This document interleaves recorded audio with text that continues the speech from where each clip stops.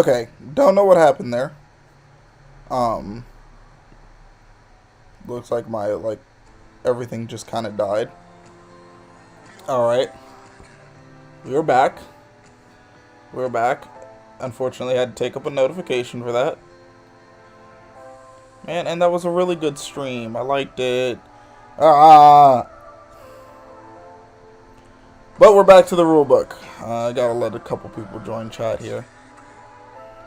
Gosh, don't know what happened with my internet. Like just then, it just completely it died on me, guys. It died. Ah.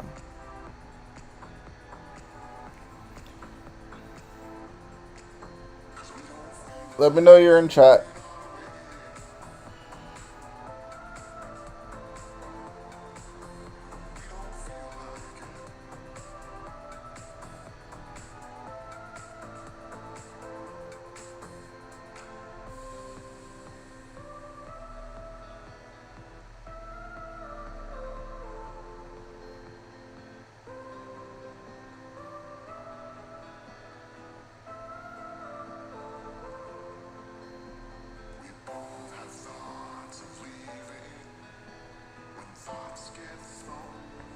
Give me an E in chat if you're here. Oh no, it's not a basic rulebook reading. No, no, no, no, no, no, no, no. We're starting off the rulebook. Then we're going into other sources. Then we're going to go check out the market. And then we're going to play some duels. But we got to learn, we got to start this from scratch. From scratch.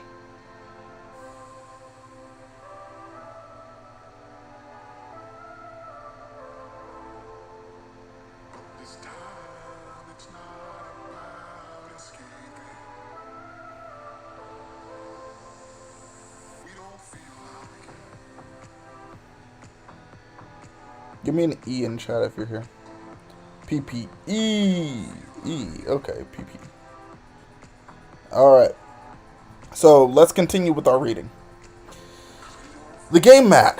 The game mat helps you organize your cards during a duel. Yada, yada, yada. The cards you control are the cards on your side of the field. You can also duel without using a game mat, as long as you remember where to place the cards.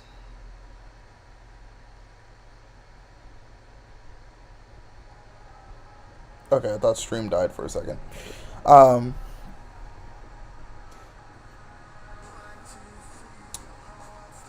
We have Zone 1, which are the main monster zones.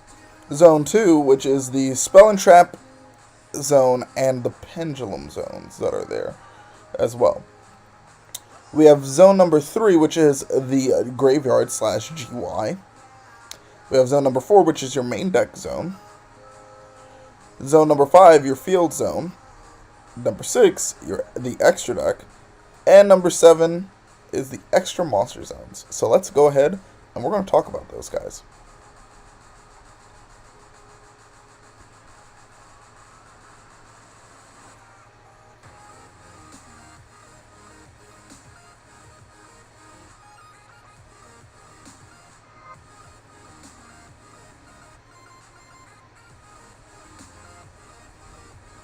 Sorry, just making sure this gets out to everywhere.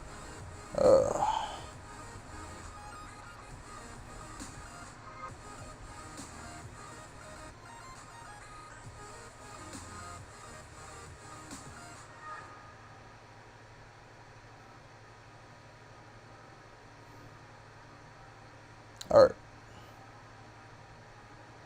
Does it say anything about people putting their decks in graveyard in weird spots? Oh my god, I hate when people do that. I personally, okay, so I just have to rant real quick. Alright. 1 second.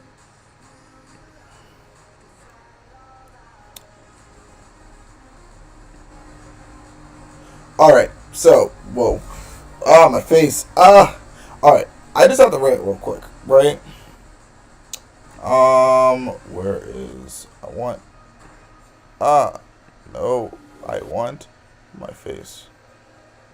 Full view. Nope. Interview via Discord. Nope. Market man. Nope. LTS Championships. Works for me. Alright. So,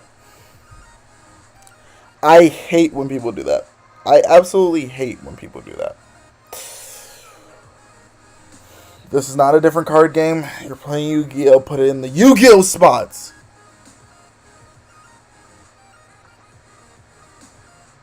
God. It's the Yu-Gi-Oh! Spots. It's literally just put it in the mat. I get it when you have the left-handed thing. You can switch it the opposite way because it doesn't affect the things. But like, oh, I want my graveyard behind and my deck up. No. No.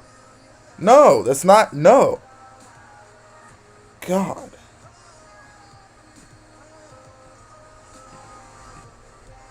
Anyways. Sorry, that vexes me entirely, especially during remote duels. Like, I want to just be able to see your grave without having to go all the way around and looking for your grave. Like, that's just extra work. It's right there for a reason. Like, just leave it there. Alright, the monster zone. The main monster zone. This is where you put your monsters when they're played. You can have up to 5 cards here. There are 3 ways to position your monster cards.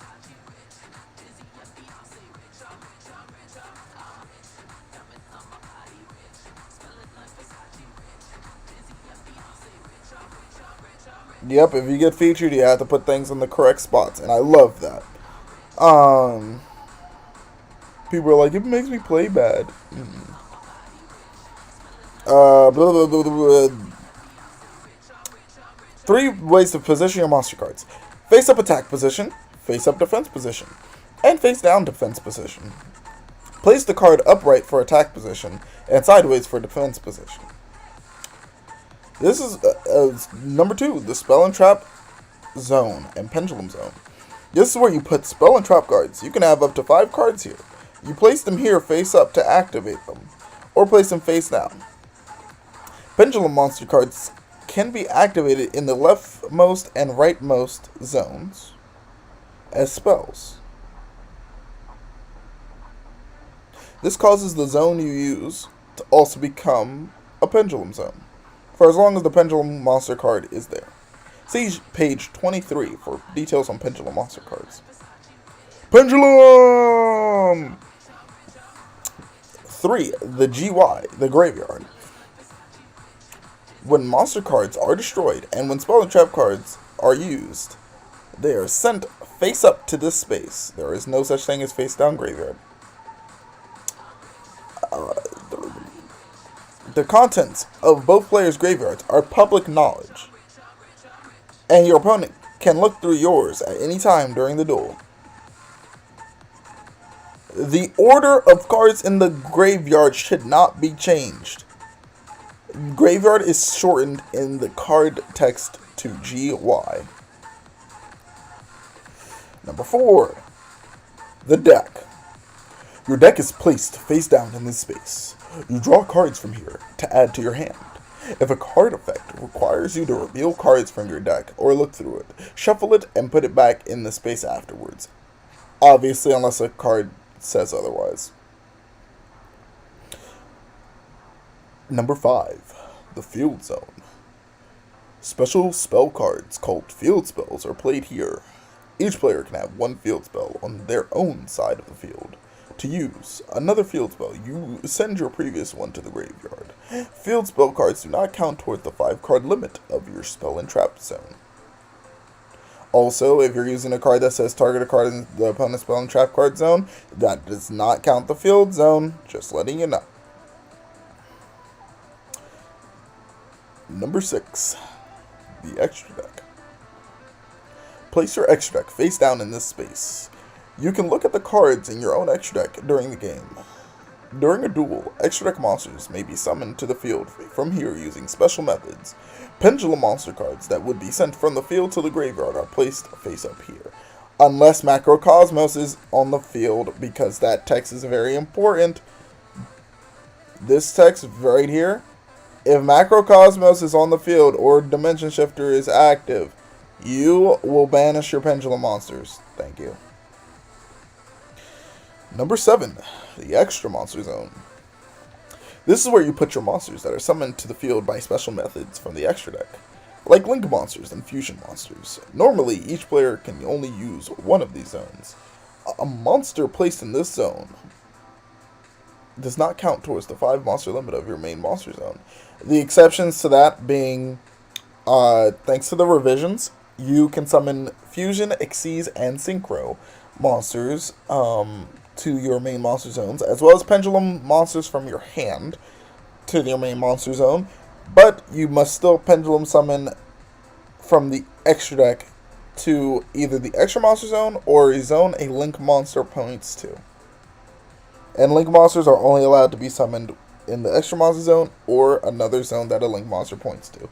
There is also something called U-Link, which is the only way to occupy both extra monster zones.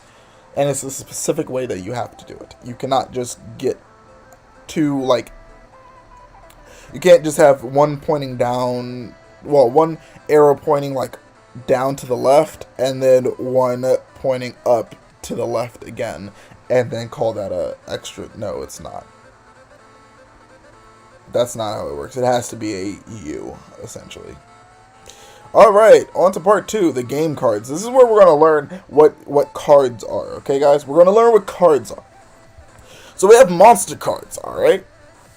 Monster cards. How to read a card. I love this. How to read a card. Guys, this is the most important part of the day. Most important thing. Number 1, card name, right here. Number 2, level, right here. Number 3, attribute, right there. Number 4, type, it's right there. Number 5, card number. Does not matter for in-game stuff, only matters to trading and stuff, realistically. Number 6, attack and defense points. ATK for attack, DEF for defense. And 7, the card description, or the flavor text, whatever you want to, whatever it's there. Now we'll go over what those are. Okay. Number 1, card name. This is the card's name. When a card name is mentioned in card text, it appears in quotations. If cards have the same name, they are considered to be the same card. You read that? They have the same name. They're considered to be the same card. Okay then. That doesn't mean you can play alt arts and be like, oh yeah, I run 6 of this because yeah, those 3 of the regular, 3 of the no. 2, level. Count the number of stars here to find out the monster's level. For Xyz monsters, the number of stars is the rank of the monster and is on the left. So as you can see, this is on the right. Xyz monsters are on the left. You know, visibly, I don't ever really realize that they're on the left for Xyz monsters. Like, I don't actively look at it and go, oh, yeah, these are on the left. Because it just appears there. You know what I'm saying? Number 3, attribute. Every monster has an attribute. This attribute is sometimes important for card effects. Attributes include dark, earth, fire, wind, water, light, and divine, but that's a different thing entirely. Those are just basically Egyptian god cards. Egyptian god cards! But yeah. Type. Monsters are divided into various types. Some monsters with specific abilities will have additional information here too, next to their type. See? So this is where you get effect monsters, Gemini monsters, Union monsters, trying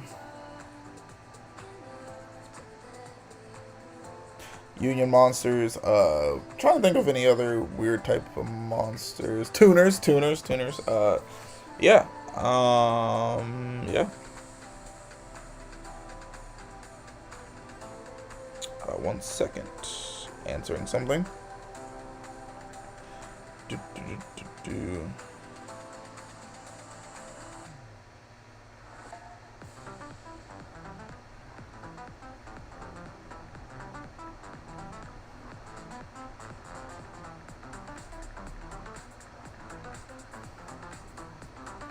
Very good. Alright. Card number. A card's identification number is found here. This number is useful for collecting and sorting for your collection. That is true. It doesn't do anything for in-game at all. 6. Attack and defense points. Attack is a monster's attack points, and defense is a monster's defense points. High attack and defense points are good when battling. Specifically. Interesting. Card description. Card effects are written here, describing the monster's special abilities and how to use them. Normally, the effects of monsters cannot be used while they are set face down on the field. Yellow normal monster cards do not have effects and have a description written on them here that does not affect the game. Those do not affect the game in any way.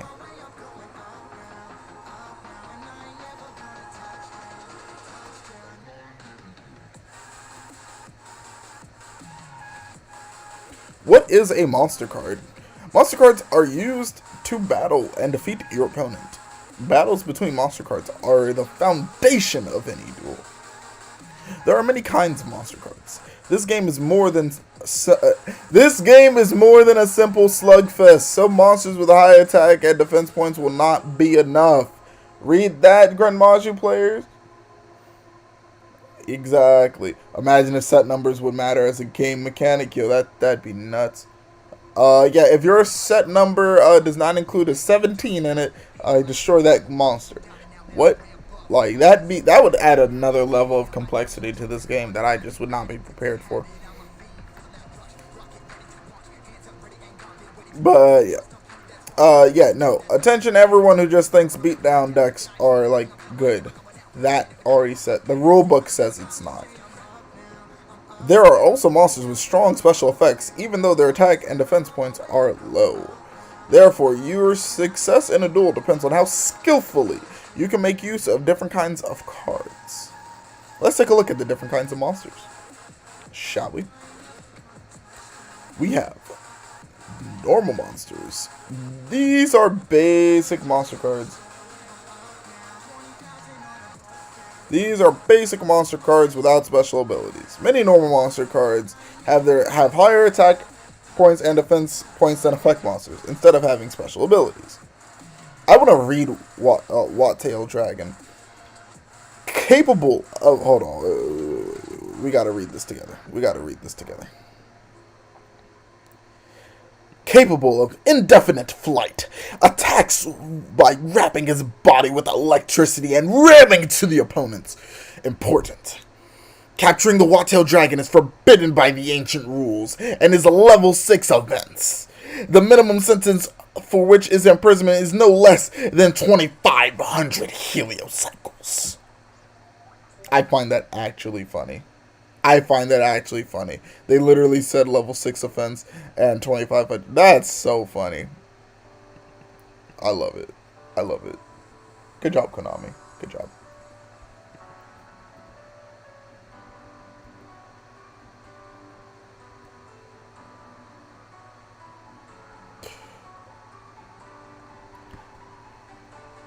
An effect monster is a monster that has special abilities.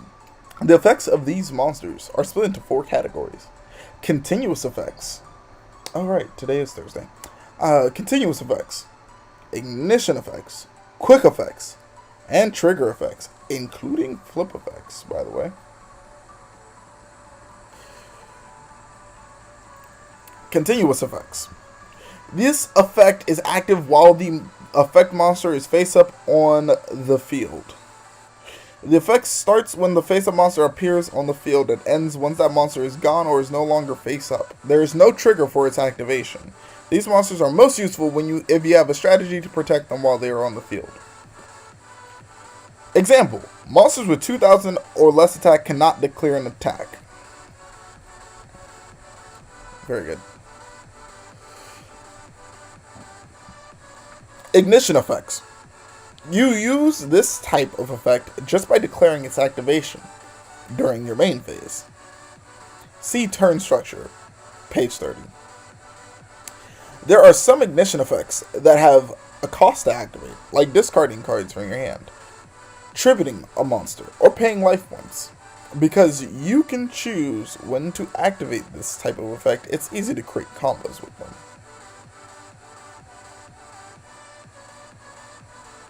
Exactly, they could have just made a show based off of the lore of cards. It's crazy. Quick effect. These are special monster effects that you can activate even during your opponent's turn. These types of effects have a spell speed of 2, even though all other monster effects have a spell speed of 1. See spell speed, page 41. Since it's difficult for your opponent to predict these cards, they can give them an unexpected surprise. Ho ho. Unexpected surprises, eh?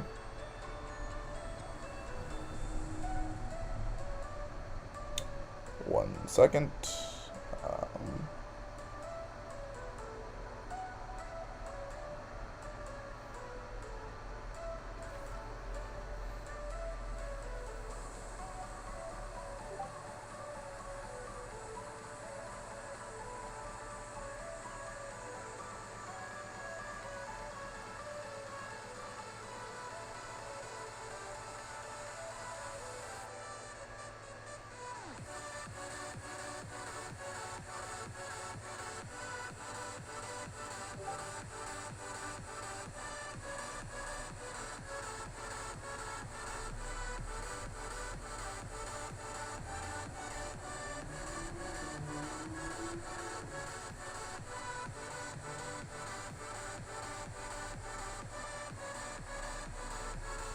One moment.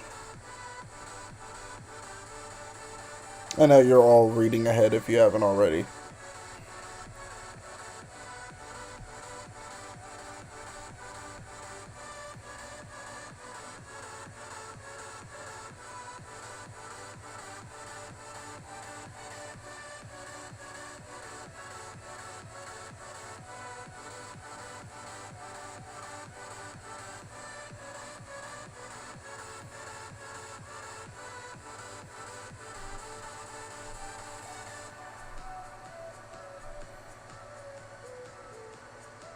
Very good.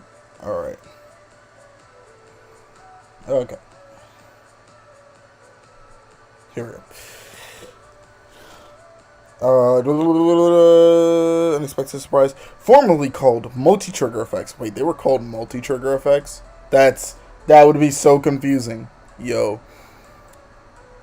Oh, I forgot to read the example for ignition effect. For ignition effect, you can tribute this card, then target one monster on the field, destroy that target. Very good. For an example of a quick effect, when an effect is activated, quick effect, you can target one card in your graveyard, special summon it. By the way, that can miss the timing. Just wanted you to know.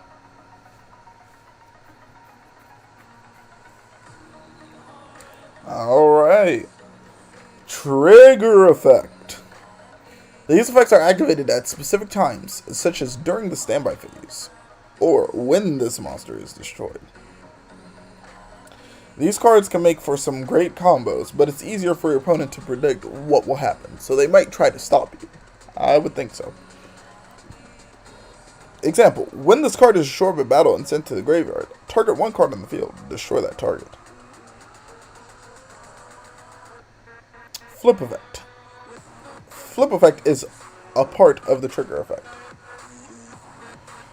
This is an effect that is activated when a face down card is flipped face up. This can happen when it's flip summoned, attack while face down, or flip face up by the card effect. These effects start with the word flip on the card. When you have a face down monster, your opponent must be wary because they don't know if it has a flip effect or not. Ho ho ho ho! Subterra Guru! Oh! Stinky! Whew! Wow. Example, flip. Draw one card. Not gonna lie, this is like the funniest examples of like the most basic cards. But also, yeah. Oh, here we go. Here we go. This is the part that a lot of you do need to know about. Link monsters. A link monster is a new kind of monster with the ability to increase the number of monsters you can summon from your extra deck. In addition to the one extra monster zone you can usually use, you can also summon monsters from the extra deck to any of your main monster zones that has a link monster's red arrow pointing to it.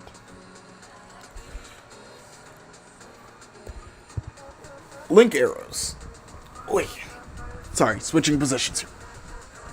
Oh, that feels so much better. Alright, we can read a lot better now. Using our blue light blocking glasses from Jade Black, who's having a sale on Saturday at 10 a.m. Eastern, using that link in the description. 50% off. Link arrows. A link monster can apply its effects on cards or zones that it's lit up. That it has lit. Okay, so that's a possessive it's. Sorry. Yeah, English kind of messed that up. That it's lit up. Red link arrows point to. Though no, that it's lit up. Red arrow. Okay, cool. Red link arrows point to. Wow, that's so confusing. You don't read the sentence. When a link monster's red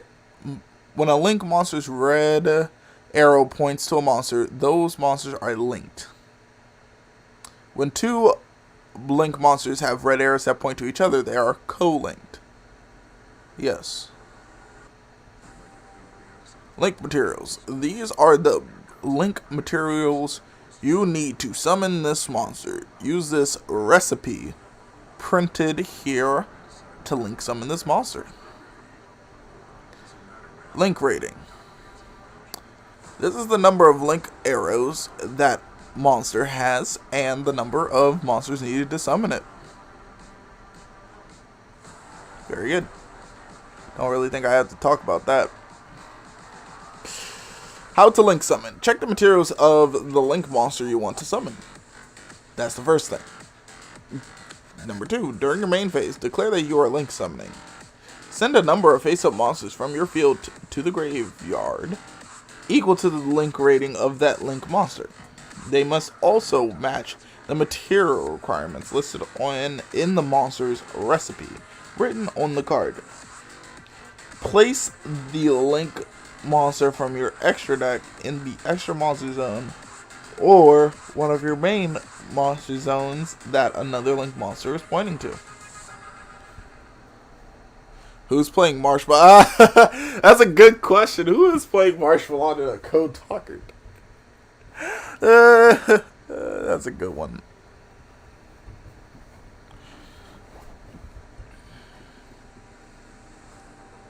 If 2 extra monster zones are available, you can choose either one to summon your monster. If there is a link monster already on the field, you can link summon a monster in one of your zones it points to. It has to be one of your main monster zones. It cannot, like, if it points sideways in a secure garden, it does not count the other extra monster zone. No, that's not how that works. Link monster bonuses. Oh my god, there's another section. What the heck? Special summon to the main monster zones. Monsters summoned from the extra deck normally have to go in the extra monster zone. But link monsters open up more zones for you to use, because every main monster zone that a link monster points to can also be used to summon monsters from your extra deck. Monsters that are started in the extra deck but later end up in the graveyard or are banished and are summoned from there also go in the main monster zones and don't need a link monster to point to them. Very important information. Link monsters already on the field make great material. Normally, one monster equals one link material. But when you use a link monster as material for another link summon, you can count it as either one monster or as a number of monsters equal to its link rating. For example, if you want to summon a link 3 monster that requires 2 or more materials in its recipe, you can either use 3 monsters, each counts as 1 material, or else a link 2 link monster counts as 1 or 2 materials, and a second monster counts as 1 material.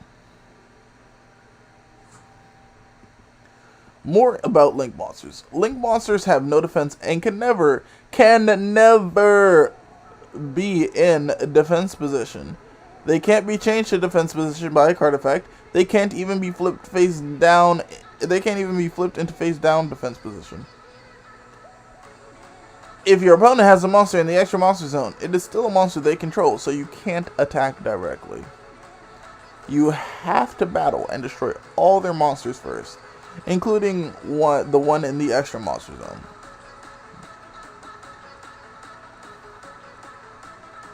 If you take control of your opponent's monster in the extra monster zone, it moves to your main monster zone. When it goes back to your opponent, it goes to their main monster zone, not the extra monster zone. That is actually pretty big information, because a lot of people think, oh yeah, I'm going to mind control, and it goes back to their extra monster zone. It does not. Oh. It does not go back to the main monster zone, or to the extra monster zone. It goes to the main monster zone. Yeah, take that, Ultimate Conductor Tyranno. Yep, exactly.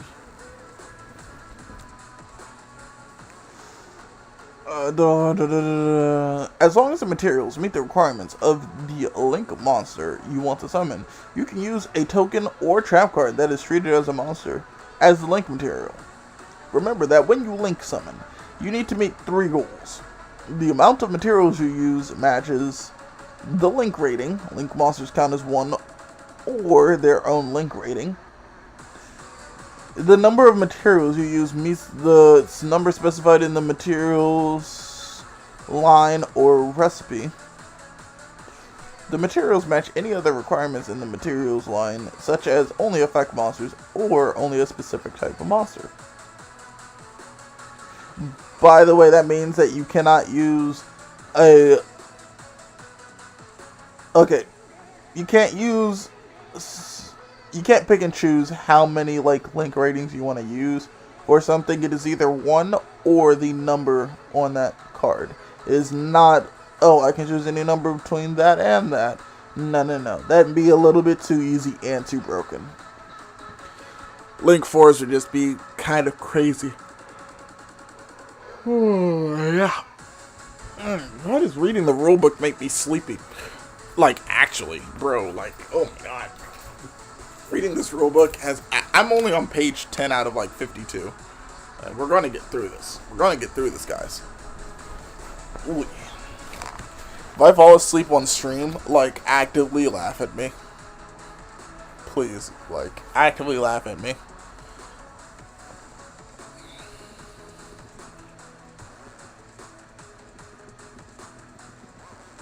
Okay, moving off from Link monsters into Pendulum monsters. Oh, that's so bright. Oh, that's so bright in my eyes. Sorry, sun is literally in my eyes. I guess that's keeping me awake. Okay. Pendulum monsters. Alright, Triff, where are you at? I know you're in chat somewhere. Are a unique kind of card that blurs the line between monsters and spells. They can be summoned as monsters to attack or defend, or you can activate them as spells in your Pendulum zones to activate extra special abilities and allow you to Pendulum Summon. Swing into action! A Pendulum monster has 3 different places that you need to pay attention to. The Pendulum effect. When you play this card as a spell card in your Pendulum zone, this is its effect. Some Pendulum monster cards may not have Pendulum effects. That space right there. Pendulum scale. A pendulum scale is a number that determines which monsters you can special summon during a Pendulum summon. The Pendulum scale of this card is 1. They don't have different ones currently because, I don't know, reasons. They don't want Yugioh to be complicated, I guess. Then it has a monster effect. When you play this card as a regular monster card, this is its effect. Some Pendulum monster cards may not have monster effects. They also might just be normal monsters. How to Pendulum summon. During your main phase, activate Pendulum monster cards as spells in your leftmost and rightmost spell trap zones. These spell and trap zones also become Pendulum zones. After you have one in each Pendulum zone, once per turn during your main phase, except for that new Pendulum card.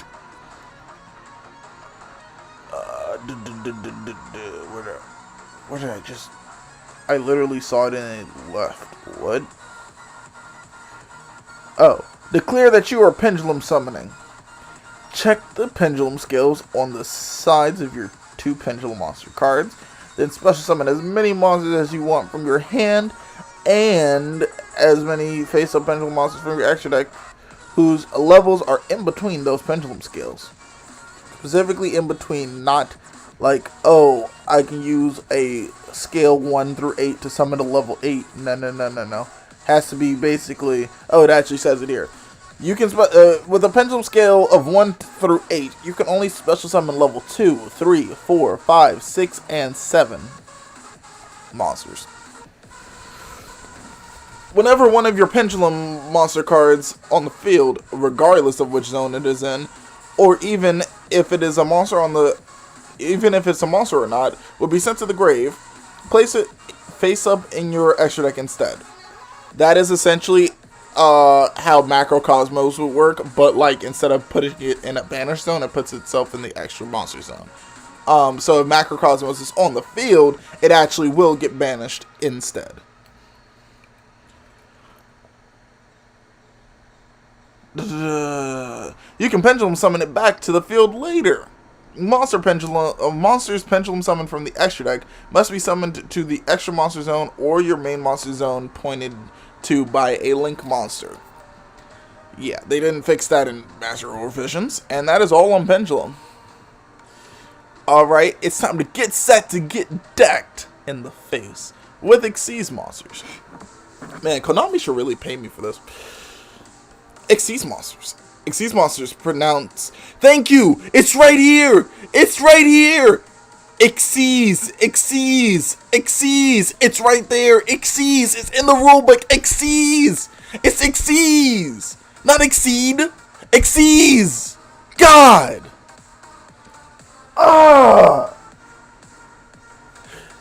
It's Xyz!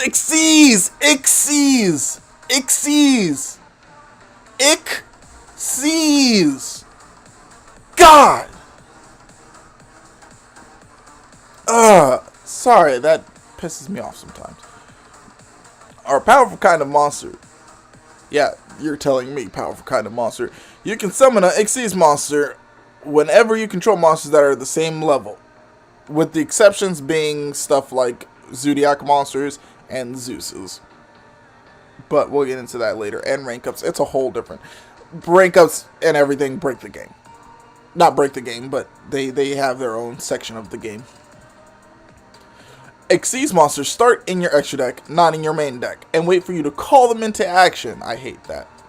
That phrasing just pissed me off slightly. Meme or meme... Stop it. Stop it. Get some help, annoying lizard. Get some help. Sorry, I just raged and like a couple people just left chat, but like, it's Xyz.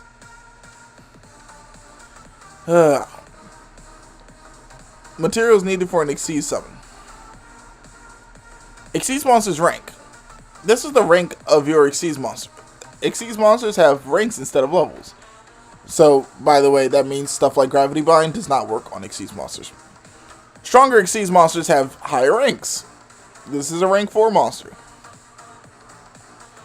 Xyz materials. These are the Xyz materials you'll need to summon this monster. You use 2 level 4 monsters as Xyz materials to summon this monster.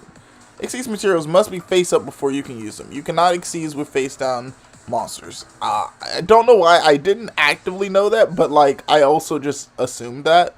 I just don't think I ever tried. You know what I'm saying? It's oh, by the way, that's the same thing with link monsters. You cannot link summon with face down monsters. They have to be face up. But yeah. How to Xyz summon? Xyz summoning is cool and easy way to special summon Xyz monsters from your extra deck. Here's how to do it. Choose an Xyz monster from your extra deck that you have the right Xyz materials for. The Xyz materials should be face up on your field. During your main phase, declare that you are Xyz summoning and stack the Xyz materials on top of each other.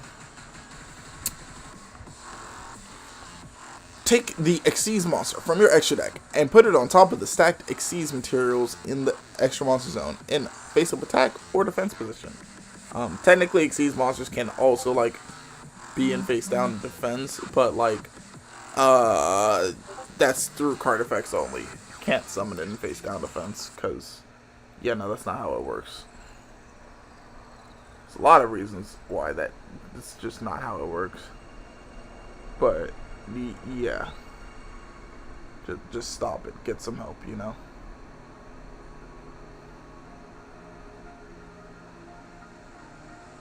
You can fusion, though? Yes, you can fusion using face down materials, yes.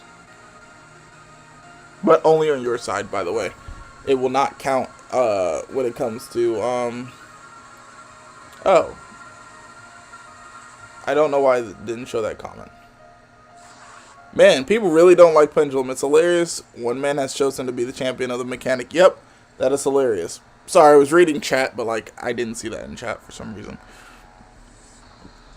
Take the Xyz. Yeah, okay. If there's a link monster on the field, you can Xyz summon a monster in one of your zones it points to. You don't really have to do that, but okay. You take a level. I'm gonna take level 4 Speed Bird and level 4 Gonbara Knight to Xyz summon number 39 Utopia.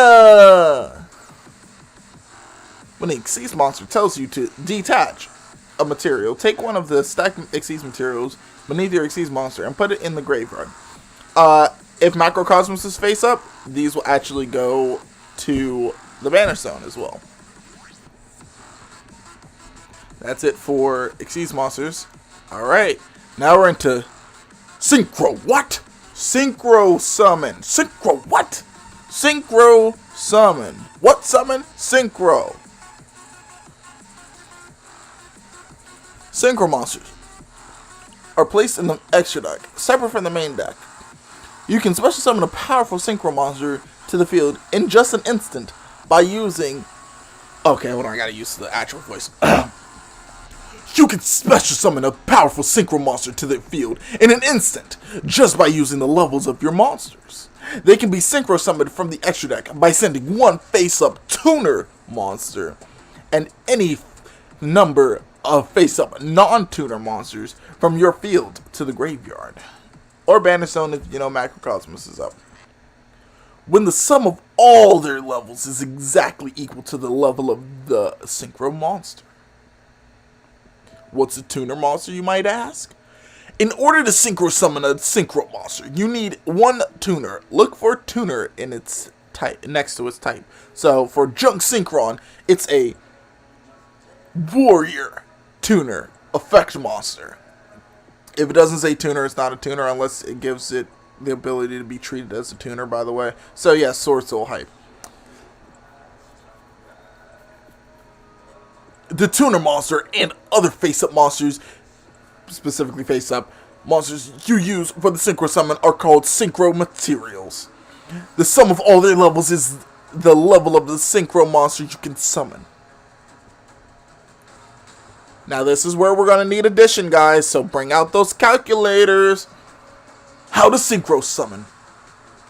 During your main phase, you can declare a Syncro Summon when the combined total levels of one face-up tuner monster and any number of other face-up monsters you control are equal to the level of the Syncro monster you want to Syncro Summon. After double checking the level of the Syncro monster you want, send the face-up Syncro materials from your field to the graveyard. After sending the Syncro materials from the field to the graveyard, take the Syncro monster from your extra deck and play it in the extra monster zone in face-up attack or defense position.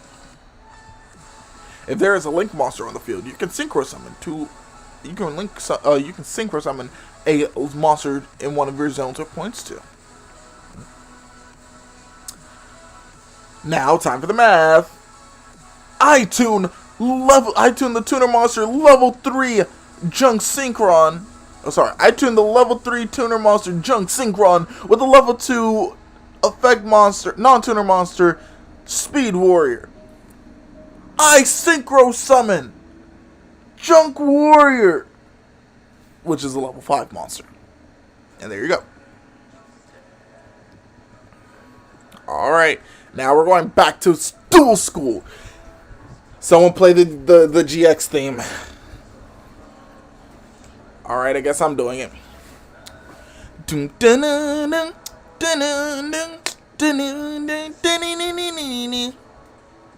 Chilling out with the crew in the schoolyard. Finding trouble, never looking too hard.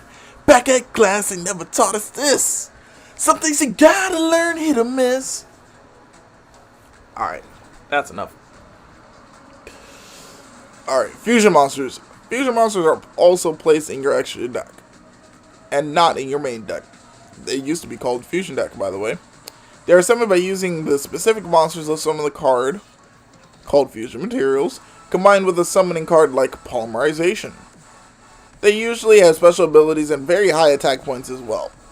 Since fusion summons require specific cards, be sure to include those necessary cards in your main deck. Yes, please, please. How to fusion summon. If you have all the fusion materials listed on the fusion monster card in the places specified on your summoning card, you can activate your summoning card by placing it in your spell and trap zone. Send the fusion materials to the graveyard, then take the appropriate fusion monster from your extra deck and play it in the extra monster zone, in either face-up attack or defense position. By the way, this can also be main monster zone. Doesn't really matter, but yeah. Finally, place your summoning card in the graveyard. If another card effect causes your fusion materials to be sent to a place other than the graveyard, when your summoning card resolves, send them to that other place. But the fusion summon still happens anyway.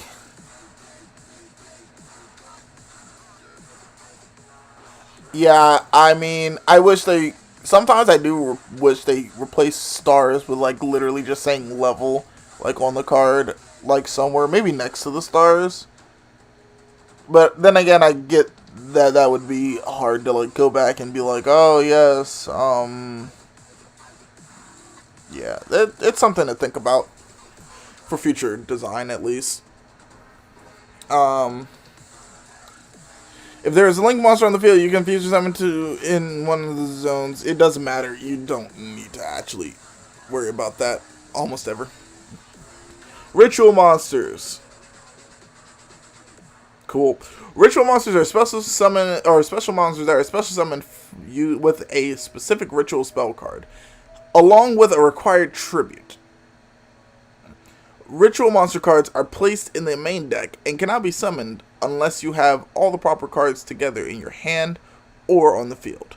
Ritual monsters generally have high attack and defense and have special abilities just like fusion monsters.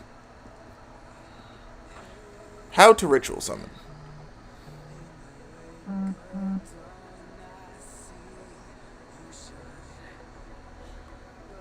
When you have a ritual spell card along with the matching ritual monster card in your hand, along with the required tribute, as listed on the ritual spell card, you can activate the ritual spell card, placing it in the spell and trap zone.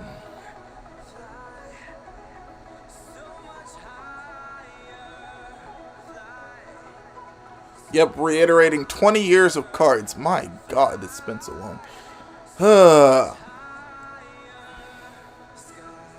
Don't worry, we're almost through this section, I think.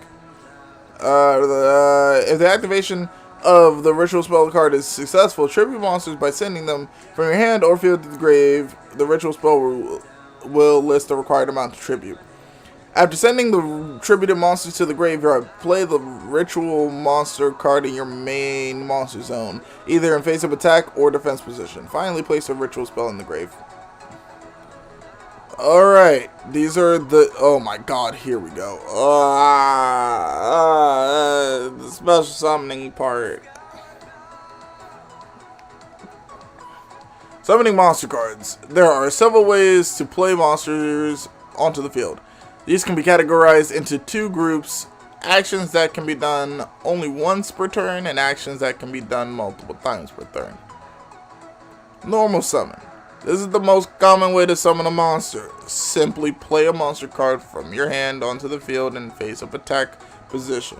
All normal monsters and most effect monsters, unless they have a specific restriction, can be summoned this way. Normal set. Oh yes, all these can be done once per turn, by the way. Only once per turn.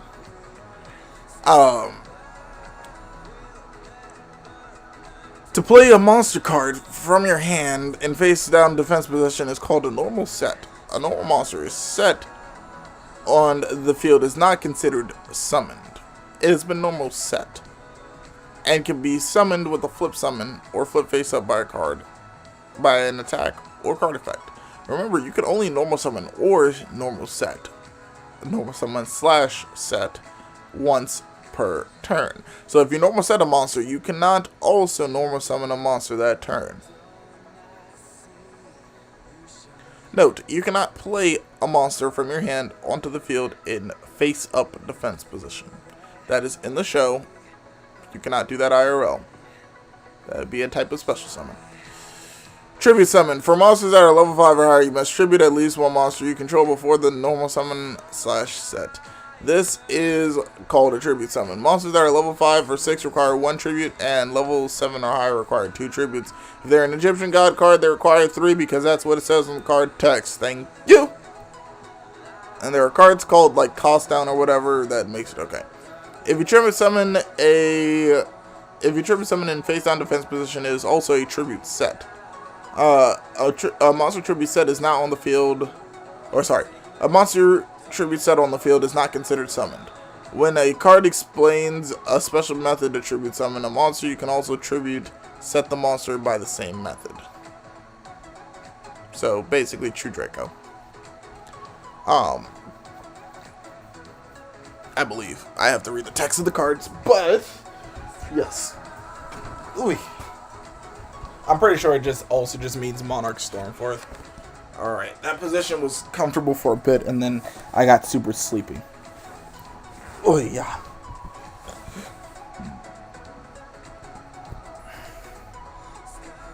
Now, these you can do as many times as you want per turn. Flip summon. You can change the face-down defense position monster into face-up attack position without using card effect. It's called a flip summon. When you flip summon, you cannot change the monster to face-up defense position, only to face-up attack position. A monster cannot be flip summoned in the same turn that it was set onto the field. You cannot use most monsters' effects until they are face-up. Most. See, they future-proofed that, so they didn't have to rewrite the rule book a 15th time. Special summon. Some monsters can be played on the field without being normal summoned or set. This is called a special summon. Pendulum summons, Succeed summons, Synchro summons, Fusion summons, and Ritual summons are all special summons. Some effect monsters also have specific conditions that allow you to special summon them. Unless otherwise specified, a special summon monster is played onto the field in your choice of attack or defense position. Face up. Who does? Hello Ghost Corp. I made a 85 slideshow tutorial. PowerPoint on how to play. It's on my channel. Okay, very good.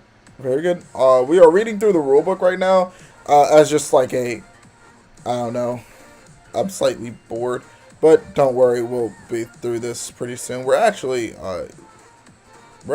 pretty far along now. Now that I think about it, we're about halfway there, done with the rulebook. Very good. And then we're going to start doing some Market Watch stuff. Well, we're going to look over some advanced rulings like problem-solving card text. And then we're going to go to like Market Watch and stuff. So yeah. And then we're going to go to duels.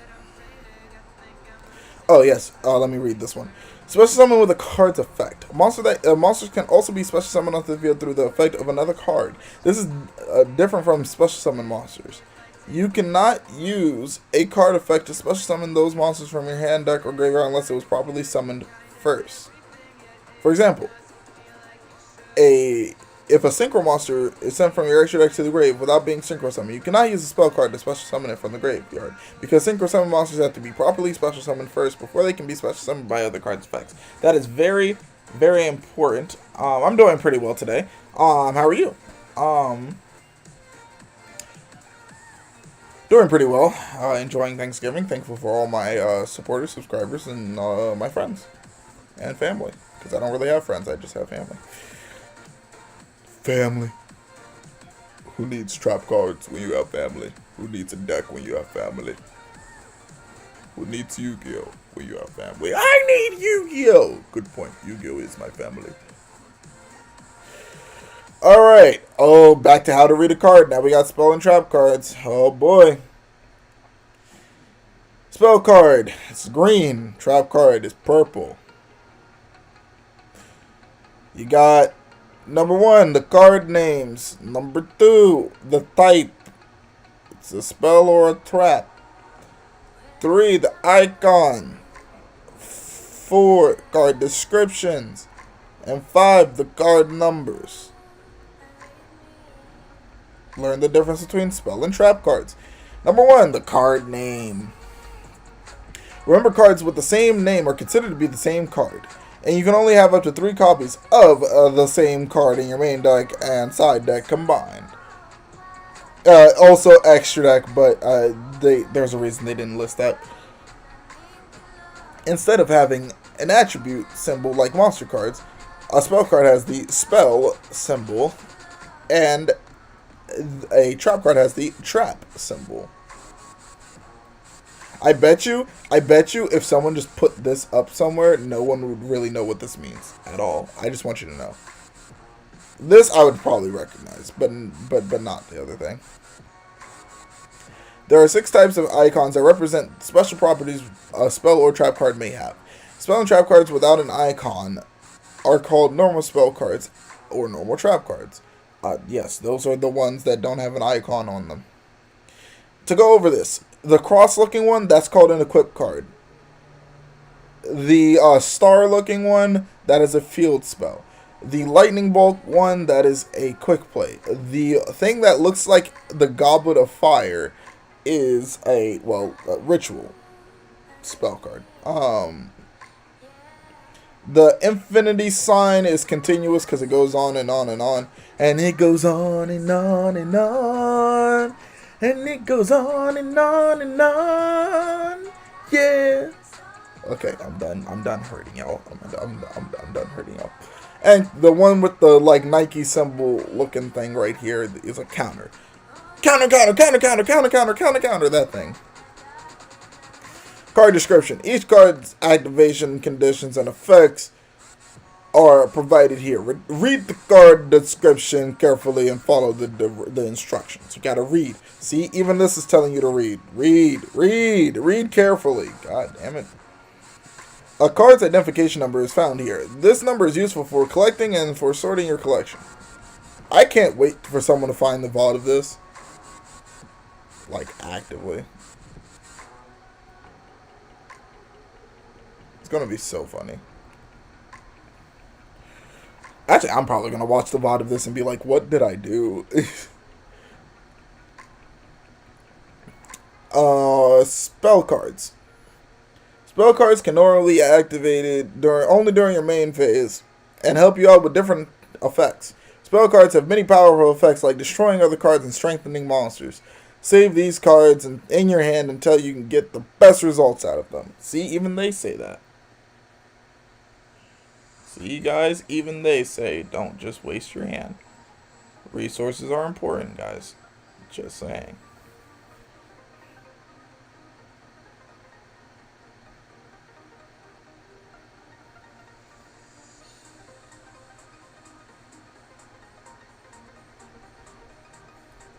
Alright, what are the types of spell cards, I guess? Normal spell cards. Normal spell cards have single use effects. To use a normal spell card, announce its activation to your opponent, placing it face up on the field. If the activation succeeds, then you resolve the effect written on the card. After resolving the effect, send the card to the graveyard.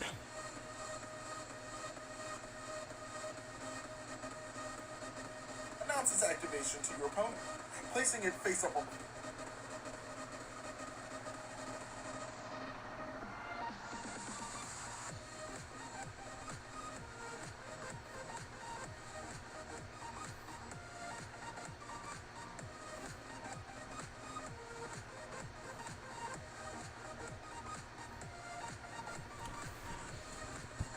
Ritual spell cards. These spell cards are used to perform ritual summons. Use these cards in the same way you would use normal spell cards. Continuous spell cards. These cards remain on the field once they are activated, and their effect continues while the card stays face up on the field. By using continuous spell cards, you can create lasting positive effects with a single card, which is great, but there's a chance that the opponent will remove it from the field before you can benefit from the effect. MST negates. Equipped spell cards. These cards give an extra effect of one face-up monster of your choice, either your own or your opponent, depending on the card. They remain on the field after they are activated. The equipped spell card only affects only one monster, called the equipped monster, but still occupies one of your spell trap card zones if possible. Place it in the zone directly behind the equipped monster to help you remember. See? It's not necessary, but it is better.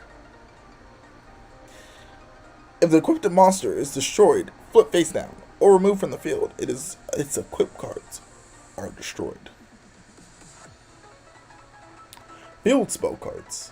These cards go in your field zone and stay there. Each player can have one field spell on their own side of the field. To use another field spell, send your previous one to the graveyard. Many field spell effects apply to both players.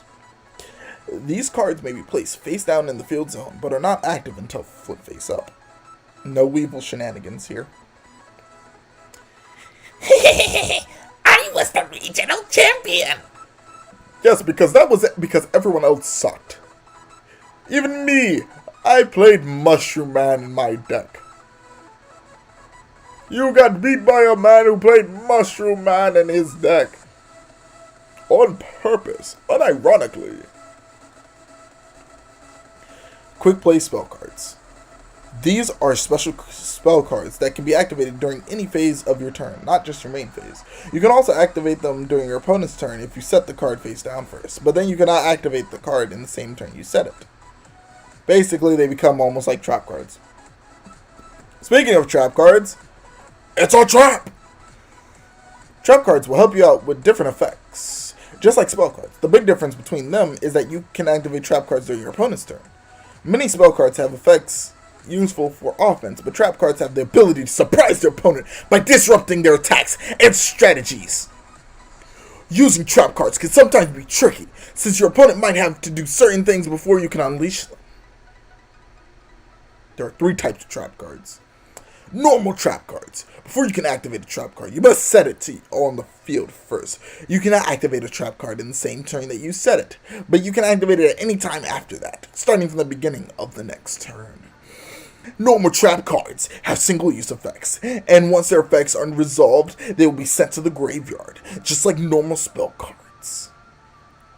They are similar to normal spell cards because once activated, their effects are not likely to be stopped. However, your opponent can destroy your face-down trap cards on the turn they were set, or before the time is right to activate them. Because of this, you must be smart about how you use your trap cards.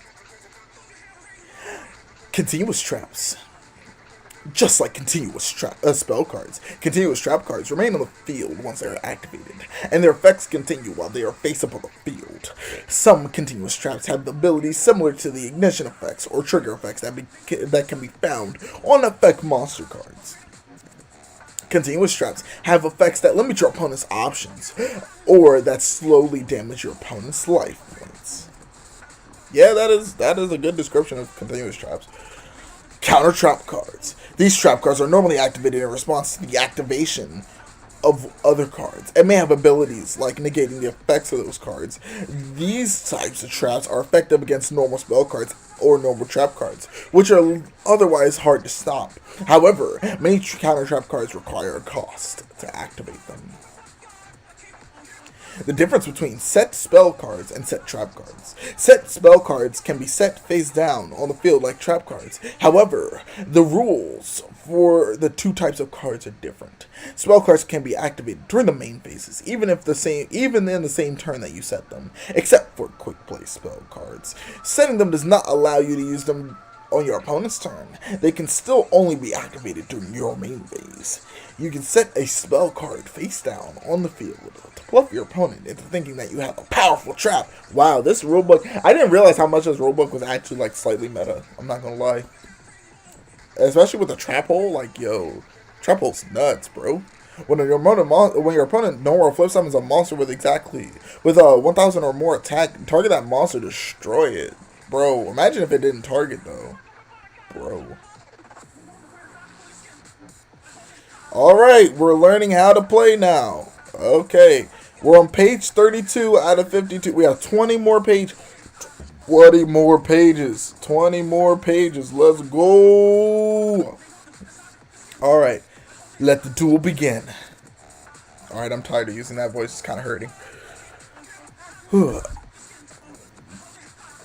How to duel and how to win. A single game is called a duel, and a duel ends when one player wins, or the game ends in a draw. Duels are played in sets of 3 called a match, and the winner of best 2 out of 3 wins the match. Winning a duel. Each player starts a duel with 8,000 life points. You win a duel if you reduce your opponent's life points to 0, if your opponent is unable to draw a card, or I like that phrasing, but that's also slightly deceiving. Or if a special card's effect says you win. If you and your opponent's life points both reach 0 at the same time, the duel is declared a draw. Once again, the victory conditions. Reduce your opponent's life points to 0. Your opponent is unable to draw a card when they are supposed to draw. That is interesting phrasing, I'm not gonna lie to you. Cause like this phrasing would almost imply that the droll reincarnation loop causes you to lose the game.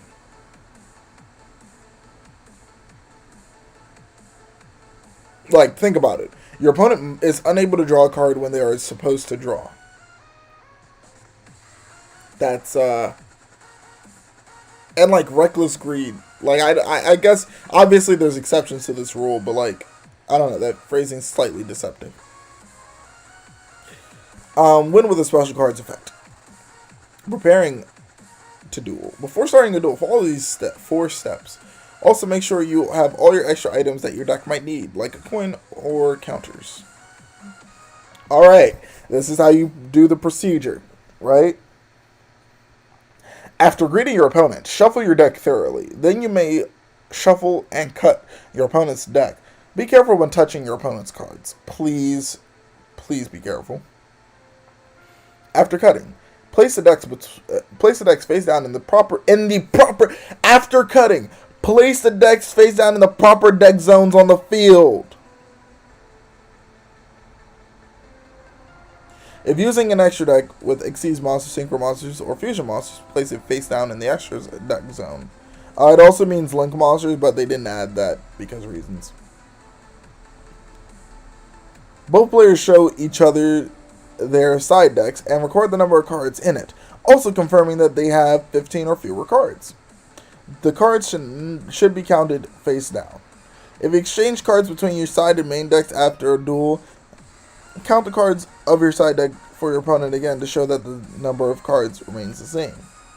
That is actually a procedure. This entire thing, I don't think many people do. To be fair, I think everyone like trusts, but at the same time, I wouldn't skip this step if I were you. Play rock, paper, scissors, or flip a coin. That's funny that they don't specify a die roll. But interesting. The winner decides to go first or second in the duel. For your next duels, the loser of the previous duel decides who goes first. If the previous duel ended in tie, determine who starts first in the next duel with another coin cost, etc. We don't have draws in the game anymore. There's no real way to draw because now it apply like a burn effect applies to you first and then the opponent. And I don't think it has to wait for a chain to resolve for you to insta lose. Although I have to make sure, because like I'm thinking, chain link 1, secret barrel, chain link 2, secret barrel, but it's the opponent chaining to it, obviously. Pretty sure the first person to lose the life points loses, but okay. The winner decides to finally draw 5 cards on top of your deck. This is your starting hand. Starting with the first player, it's time to duel. Turn structure. The duel progresses in a series of turns which are divided into phases. We prepare to duel. First player's turn. Draw phase. You do not draw... okay, it says that there. Cool. Draw phase. Standby phase. Main phase 1. Battle phase. Main phase 2. End phase. If no battles are conducted... you cannot enter main phase 2 if it says skip your battle phase. Just saying. And then end phase. Then it's the second player's turn. Draw phase. This is the first phase. The player whose turn it is, the turn player, draws 1 card from the top of their deck. A player with no cards left in their deck and unable to draw loses the duel. After you draw, trap cards or quick play spell cards can be activated before proceeding to the standby phase. Yes, this is correct. You can definitely do that. Important, the player who goes first cannot draw during the draw phase of their first turn. Main actions this phase. Draw 1 card, except for the very first turn of the duel. Possible other actions. Activate trap cards, quick play spell cards, etc. Some cards have effect that activate or costs you must pay in the standby phase. If you don't have any of these effects on the field, you can still activate trap cards or quick play spells before moving on to your main phase 1. Main action in this phase. Resolve card effects that happen in this phase. Possible actions. Activate trap cards, quick play spell cards, etc. Guys, we end this. Main phase 1. This is when you play most of your cards you can normal summon, set, or change the battle position of a monster. Activate a card's effect and set spell trap cards. These actions can be done in any order you want, but some actions have restrictions, obviously. Possible actions in this phase. Summon or set a monster. There is no limit to the times you can flip summon or special summon during a turn, but you can only normal summon or set a monster, including a tribute summon, once per turn. You can change your monster's battle positions, but this includes flip summoning a monster, changing the position of a face-up monster to face-up attack or defense position. You can change the position. Oh, I just realized this was like slightly playing. You can change the position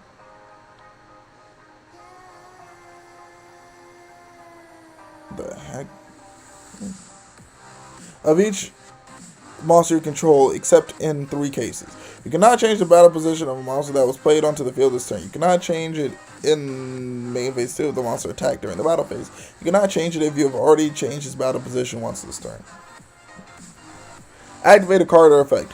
You can activate spell and trap cards or the effects of spell, trap, or effect monster cards as many times as you want during this phase, as long as you can keep paying any costs involved.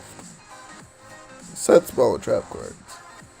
You can set spell and trap cards face down into your spell trap card zone during this phase, as long as you have space. Oh boy.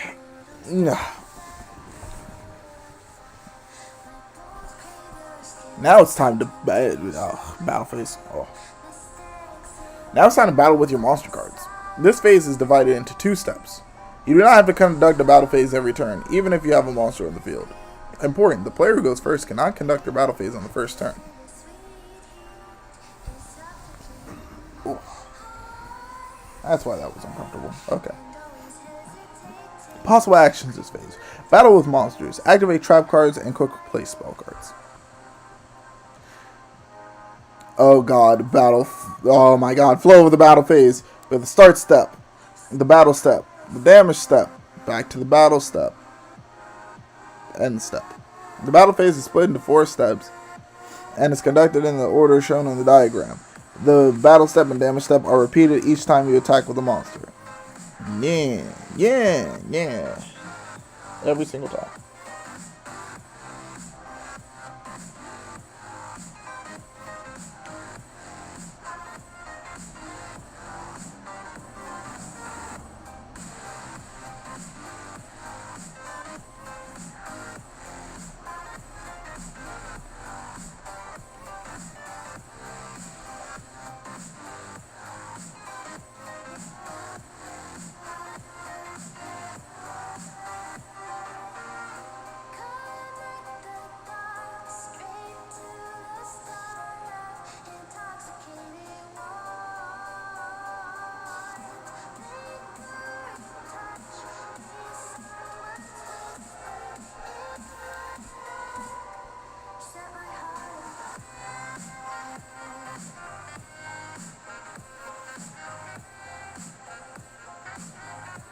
Start step.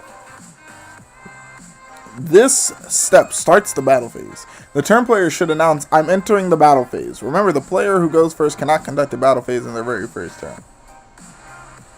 2. Battle step. Select one monster on your side of the field to attack with, and one of your opponent's monsters as your attack target, and then declare the attack. If your opponent does not have any monsters on the field, you can attack directly. Play then proceeds to the damage step. Afterwards, the attacking player returns to the battle step and repeats this procedure. Each face-up attack position monster you control is allowed 1 attack per turn. You do not have to attack with a monster if you do not want to, unless the monster specifies you have to battle, or a monster or some other effect specifies it. Okay. Very good. Damage step. In this step, players calculate the result of the battle and whatever damage is done. See Monster Battle Rules, page 37. After finishing the damage step, return to the battle step. End step. After you've resolved all your battles by repeating the battle and damage steps, and you have no more monsters you want to attack with, announce to your opponent that you're ending your battle phase. Replay rules. Here's something good. Here's some good stuff. Replay rules. After you have announced your attacking monster and the attack target during a battle step, the attack target might be removed from the field, or a new monster may be played onto the opponent's side of the field before the damage step, due to a card's effect. This causes a replay. When this occurs, you can choose to attack with the same monster again, or choose to attack with a different monster, or choose not to attack at all. Note that if you attack with a different monster, the first monster is still considered to have declared an attack and cannot attack again this turn.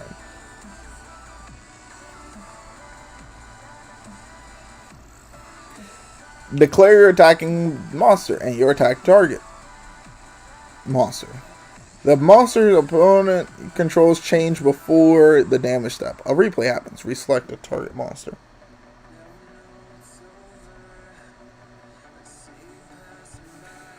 Alright. Oh god. Oh, we're almost there. We are almost there.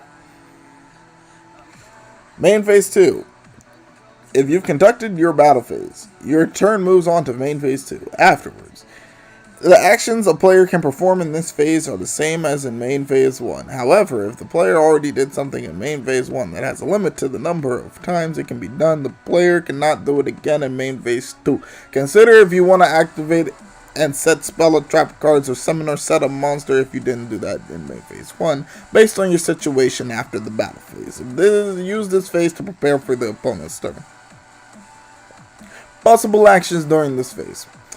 Summon or set a monster. Change your monster's battle positions. Activate a card or effect. I like how it says active. Set spell cards and trap cards. End phase. Announce at the end of the turn. Announce the end of your turn. And if there are any cards that in the field that say during the end phase in their text, resolve those effects in this phase. If you have more than 6 cards in your hand at the end of this phase, select and discard cards to the grave until you only have 6 cards in your hand.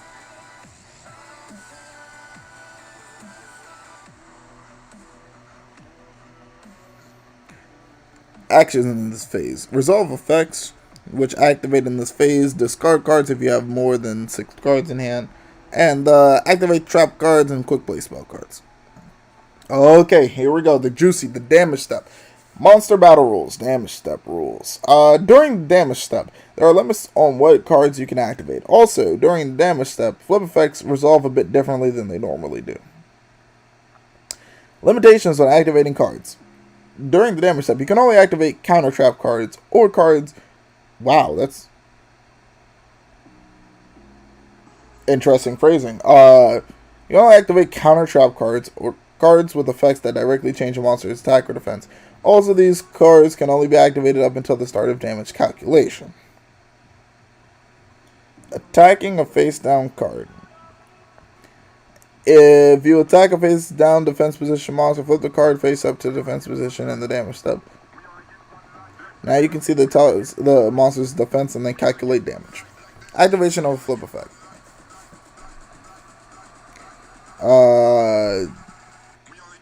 When attacked monster is flip face up, flip effects are activated and resolved after damage calculation. You need to select a monster for the flip effect to target.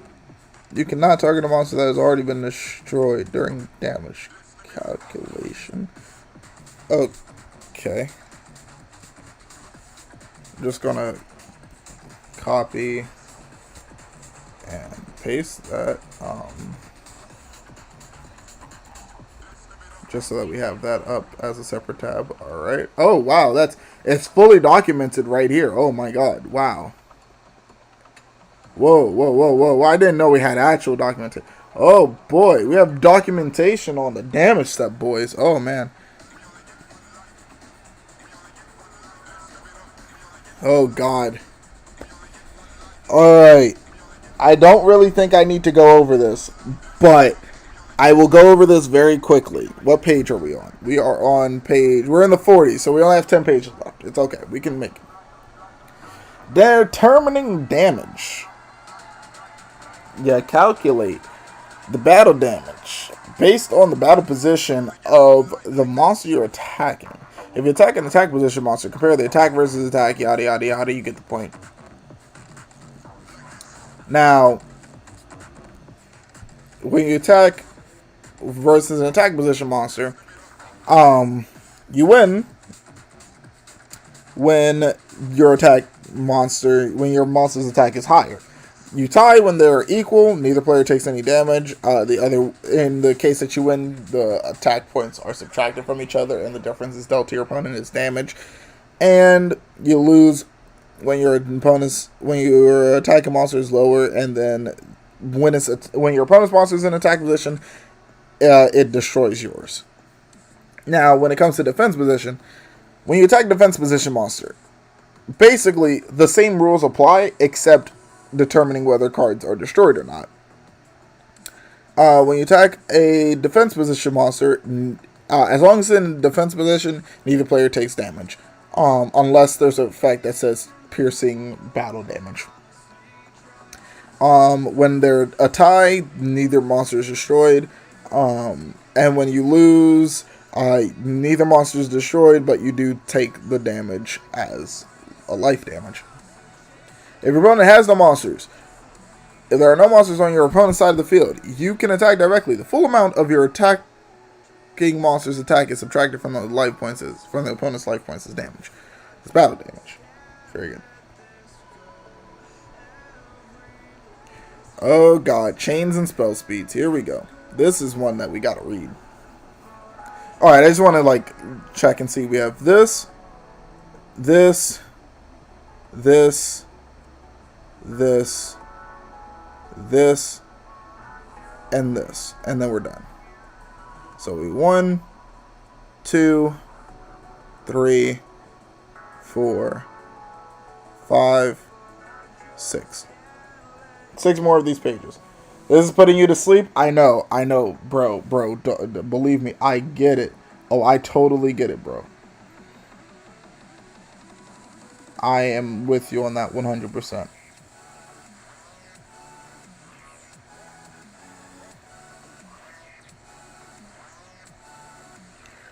I almost fell asleep.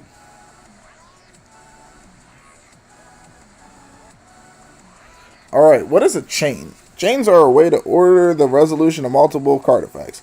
They are often used when the effects of more than one card are activated at once. See page 46. Or when a player wants to use an effect after a card has been played, but before that card is in effect on the game. If a card effect is activated, the opponent's always given a chance to respond with a card effect of their own, creating a chain. If your opponent responds with an effect, then you can choose to respond and add another effect to the chain. If your opponent does not respond, you may activate a second effect and create a chain to your own card's activation. Both players continue to add effects to the chain until they both wish to add nothing else. Then you resolve the outcome in reverse order, starting with the last card that was activated. You must always be careful not to resolve the effects of your cards before asking your opponent if they wish to chain.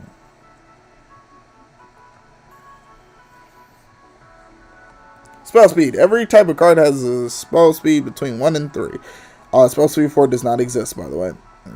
If your opponent wants to respond to a card effect in a chain, you have to use an effect with a spell speed 2 or higher. It cannot have a lower spell speed than the effect you're responding to. Please see page 41 for an introduction to each type of card's spell speed.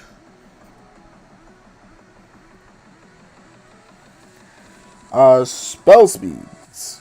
Spell, trap, and effect monsters effects have different spell speeds. There are spell speeds from 1 to 3.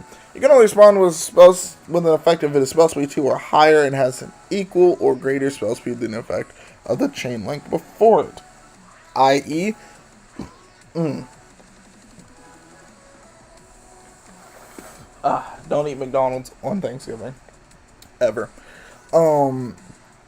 Spells. Normal, equipped, continuous, field, ritual, effect monsters effects that are ignition, trigger, and flip are all spell speed 1. This is the slowest of all spell speeds. These cards cannot be activated in response to any other effects. Typically, these effects cannot be chain linked 2 or higher unless multiple spell speed 1 effects are activated simultaneously.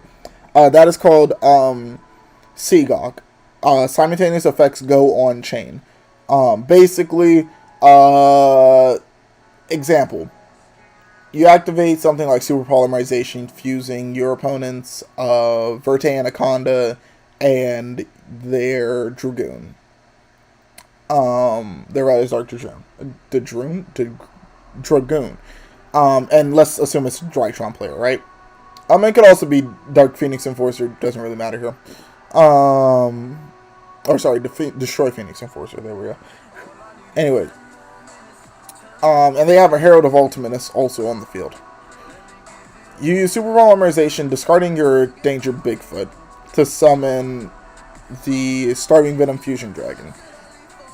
Chainlink 1 can be Bigfoot's effect to target a card on the field, a face-up card on the field, and destroy it. Chainlink 2 can be Starving Venom, and that is called a chain block. Those are simultaneous effects that happen right after that summon, right after the Super Poly effect has resolved / the summon is successful. So you are allowed to chain block like that. That is called chain blocking. Spell speed 2.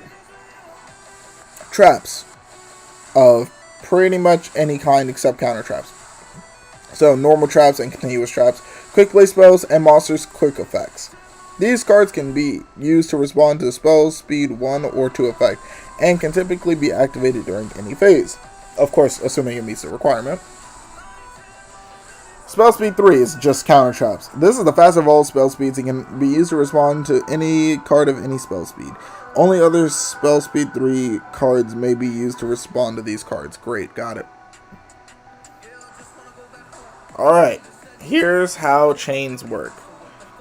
You start with Chain Link 1, spell speed 1 or 2 card that's used, right? Because you don't typically get a chance to activate a counter trap as a lower spell speed ever.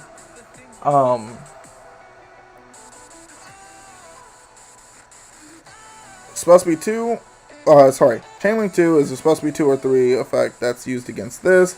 Then Chain Link 3 is used against this, and then Chain Link 4 is used against this. And then the chain's complete. This is the order of activation, it goes up, and the order of resolution, it goes back down. I've already gone over that. Example of a chain. Player A plays Heavy Storm, and then Player B responds by activating their set Threatening Roar. Okay, so I'm just going to read over this. Chain Link 1, Heavy Storm. Chain Link 2, Threatening Roar. Chain Link 3, 7 Tools of the Bandit. 7 Tools of the Bandit will negate Threatening Roar. Therefore, the opponent is allowed to attack. And then Heavy Storm will destroy all of these. As chains resolve, the monsters or the effects still stay. The cards still stay on the board until the full chain resolves. Yes. Here's turn player priority. The turn player always starts with priority, or the choice to activate a card first in each phase or step of their turn. As long as the turn player has priority, the opponent cannot activate cards or effects except for effects that activate automatically, like trigger or flip effects. The turn player can either use priority to play a card or activate an effect, or pass priority to the opponent so they can activate an effect. A player must pass priority to the opponent when moving on to the next phase or step. Strictly speaking, you would always declare that you're passing priority before the end of every phase and step, and ask your opponent if they wish to play a card. However, for ease of play, announcing the end of your phases or steps implies giving up priority. Therefore, when announcing the end of a phase, your opponent can say before the end of your phase, I activate this card and use a card. That's exactly correct. Okay.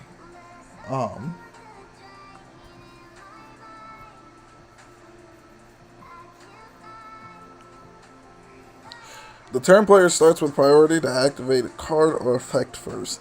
After a card's activation and at the end of each phase or step, priority passes to the opponent. Gotcha.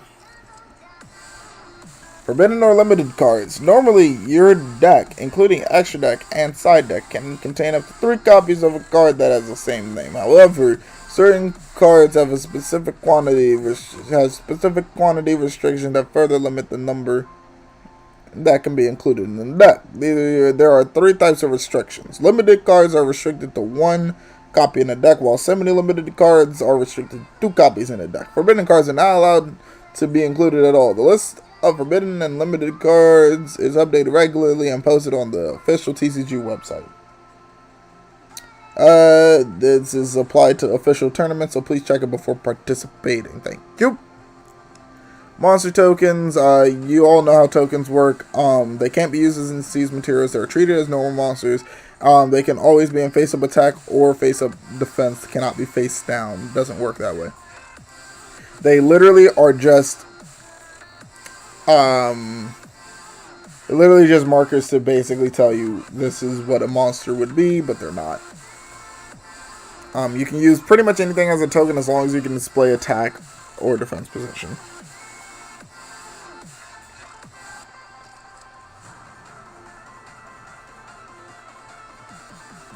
Public knowledge. Okay, we're almost there. And now I'm going to get some water. The number of cards in a player's hand and decks and the cards in their graveyards and each player's current life points are all public knowledge, and both players can verify these things at any time. If asked, you must answer these things to your opponent truthfully. You are allowed to pick up and verify cards in your opponent's graveyard, but you must ask their permission first. Also, you may not change the order of the cards when verifying their graveyard. If both players conduct actions simultaneously. For cases like each player targets one monster where both players resolve an effect simultaneously, the turn player resolves the effect first. In this example, after the turn player makes a selection, the other player makes theirs. I.e., if you're doing Maximus effect, Dogmatica Maximus, what will happen is you'll send your stuff, and then they'll send their stuff. That is how it is supposed to resolve. If any opponent tells you otherwise, then refer to, I guess, what page is this? Refer to page 50, section 2 of the rulebook. Of the official rulebook. I mean, I guess. Yeah. When multiple card effects are activated simultaneously, if the effects of supposed to be one cards like trigger effects are activated at the same time, they are resolved in a special chain. This is a chain made... Oh my god, this is explaining chain blocking. Yeah. Yep, so basically both mandatory effects happen, and they order them in the way that they want them to happen, basically. Look up CGOC. Simultaneous effects go on chain. That explains that section. Zero attack monsters. Monsters with zero attack cannot destroy anything in battle. If two attack position monsters with zero attack battle each other, neither monster is destroyed. That is important because people will try to do that, but that doesn't happen. That's not how that works. At all. Okay? Okay. Rules versus card effects. If there is a discrepancy between the basic rules and the card's effect, the effect takes precedence. For example, a monster can only attack once per turn, but with a card effect it is possible to attack twice. Yep. Counters. You may need to place these on cards for some card effects. You cannot place counters on the card or place counters unless the card effect allows it. Cards may have effects that change the number of counters on them, or require you to remove counters as a cost. Some counters have specific names, such as spell counter or clock counter. Other than their names, each individual counter itself does not have any effects. I mean, I would hope you wouldn't think so. Actions which cannot be chained to. You can only create a chain by responding to the activation of a card or effect, summoning a monster, tributing, changing a monster's battle position, and paying costs are not activations. Wait, what? Hold on. That made sense for a second and then it stopped making sense. Summoning a monster, tributing, changing a monster's battle position, and paying costs are not effect activations, therefore you cannot respond to those actions using a chain. Something about that just doesn't sound right. I don't know if it's just me saying it wrong, but it just... Exceed monsters that are used to exceed summon, or monsters that are used to exceed summon, are called exceed materials. They're placed underneath. Yada yada yada. Monsters that become exceed materials are not treated as cards on the field. When an exceed monster leaves the field, all of the exceed material attacks to it are sent to the graveyard. If an exceed monster is put face down or becomes controlled by the opponent, they are not sent to the graveyard. They remain attached to the exceed monster. Leaves the field. Some monster effects have effects that activate when they leave the field. For example, these effects activate when the monster is sent to the graveyard or is banished or is returned to the hand or extra deck. I like how it says, okay, I thought it said extra deck, but I'm just reading it so weirdly. When a monster on the field is shuffled into the main deck or becomes exceeds material, it is no longer a card on the field. However, its effects activate when it leaves the field will not activate. Because, yeah, no, that's not how that works.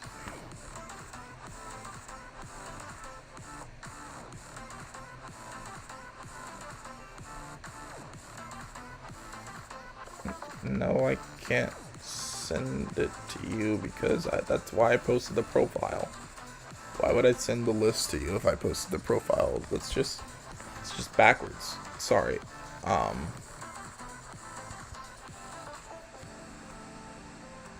Yeah, that just felt so backwards. Okay.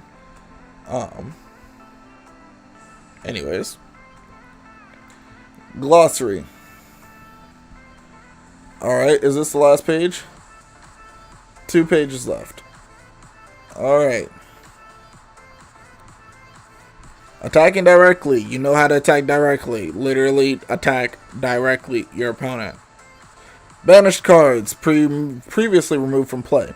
Although a card has been used as normally sent to the graveyard, or card which is banished is separated from the field. Instead, you must return your banished cards so you use them in the next duel. I'm not gonna lie, Konami. This is the one thing that I would like you to fix, and putting a literal banished zone. Like, that's all I want, is an actual banished zone. Okay. Like, that's it. That's it. That's all I want you to fix right now. And quality control, but that's a different thing. Battled. A monster battles and is battling, starting from when it attacks or is attacked. This includes, basically, this tells you how to summon Zeus.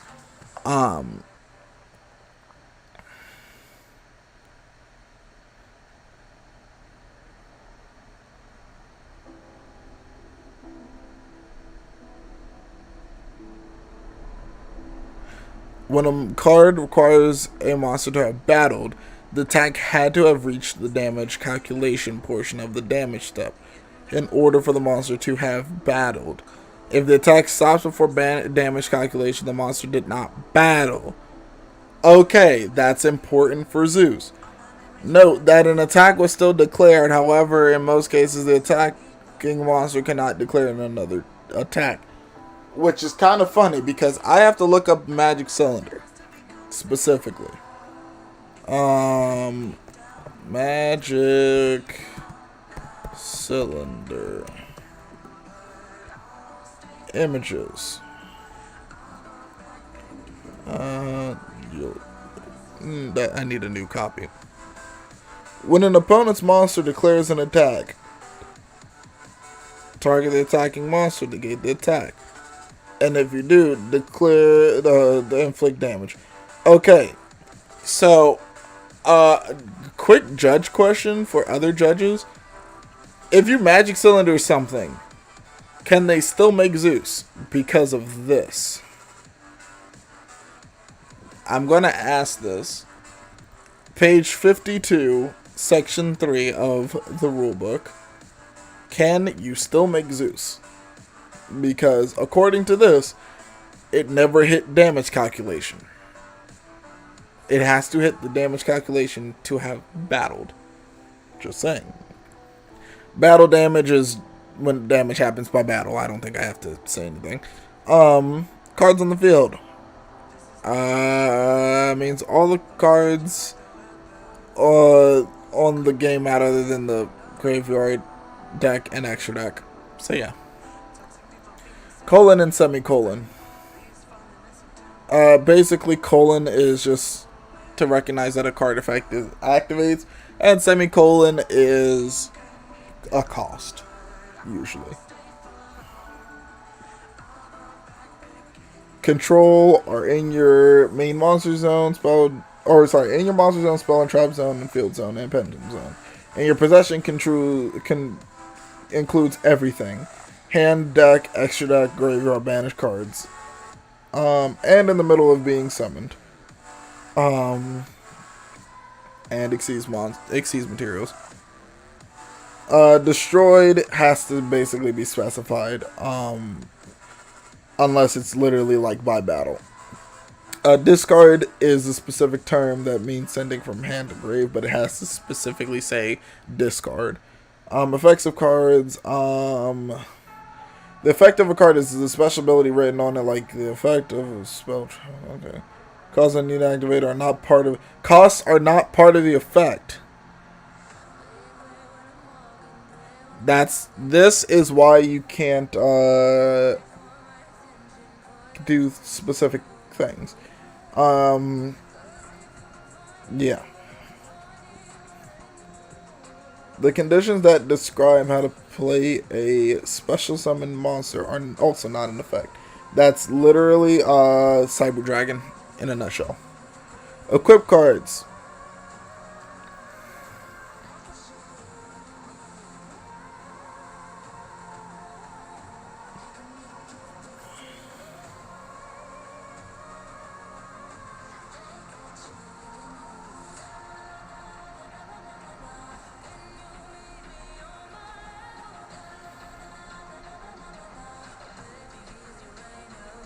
Yeah, you're reading that. This is how equip cards work. Infernoble players read up on that, and yeah.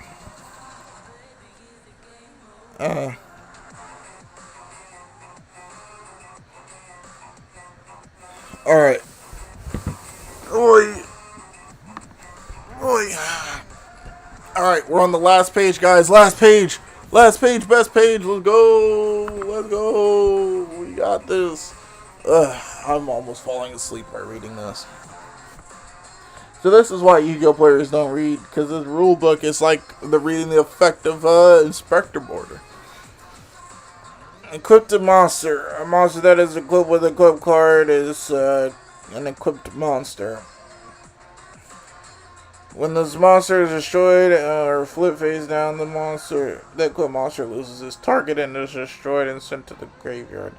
Excavate. When a card says to excavate cards. Those card says to excavate cards from your deck. You reveal those cards to both players. Then before you do anything else, apply the instructions from the card. Apply the instructions of the card.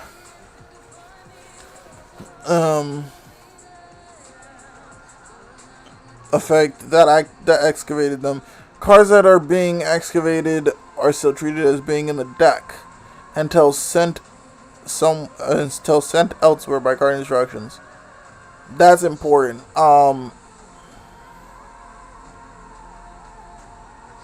Okay, there's a market watch just went up. Okay, I'll probably watch that at some separate time. Yeah. So that actually is interesting implications for Droll and Lock, that are quite fun.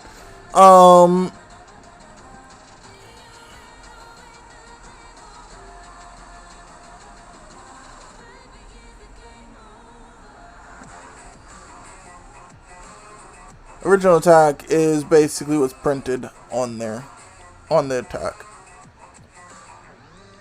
Pay a cost. Literally the thing that you do before an effect resolves. Your opponent can respond after that point, and you cannot get a refund of the cost that you have paid. That's funny. It says you cannot get a refund of the cost you paid even if the activation is negated. That's funny. I like that. Piercing battle damage. Some monsters can inflict piercing battle. Basically, you still take the damage, and you do the difference between attack and defense. Random. There's no official way of doing so. It's fine as long as neither player has a way of knowing which card is being chosen. Yeah, see, this is why with danger effects, you always do a die roll. I'm just letting you know. Always. Doesn't matter if you trust them. Die roll so that it's completely random.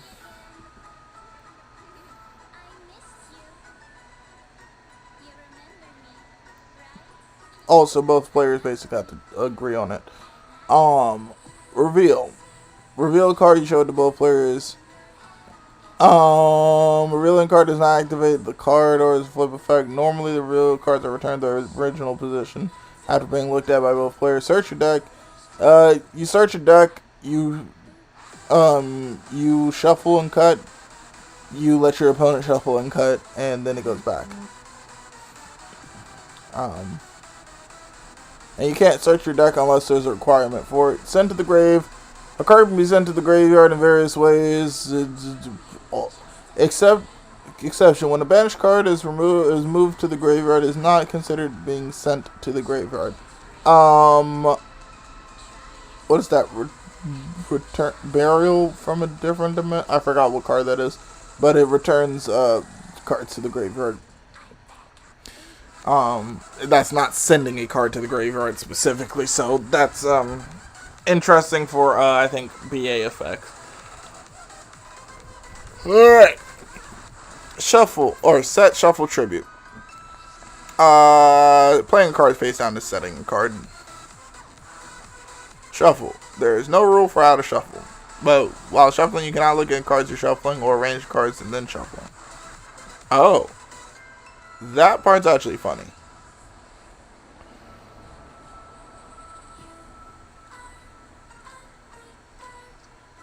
Interesting. Tributing is sending to, yeah.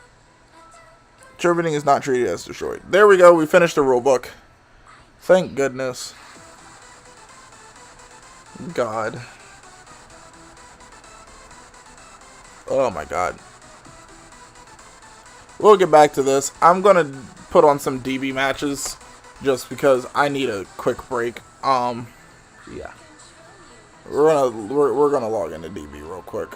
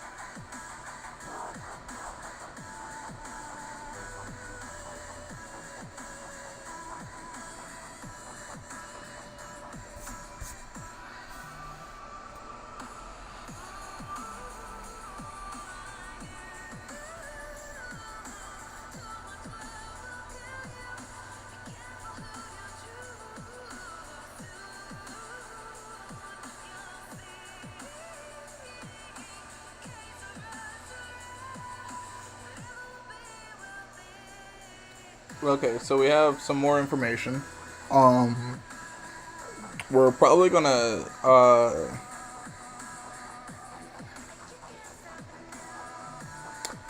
probably going to be testing with my group, with my testing group, pretty soon. Well, we're going out to eat apparently. Didn't know this. But we just read through the entire rulebook, guys. The entire rulebook. It's broken. This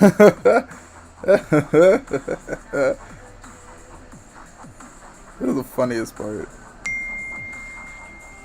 6 of the ways, gotcha. Alright, gotcha, sis.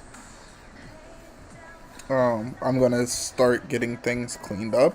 So what we're gonna do for stream for now is we are literally just watching DB matches. I was gonna play DB matches, but we're just gonna watch DB matches at this point, and I'll comment on like cool things that I see.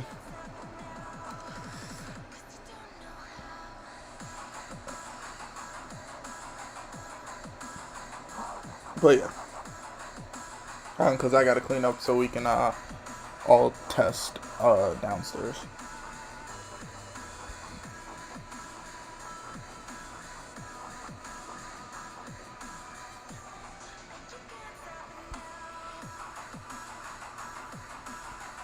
Out of everything, that's what's going to get me to clean up. Oh, Sword Throw Mirror. Oh man, who won game 1?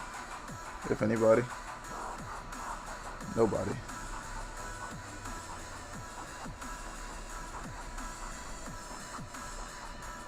Okay, so this is game one. Gotcha.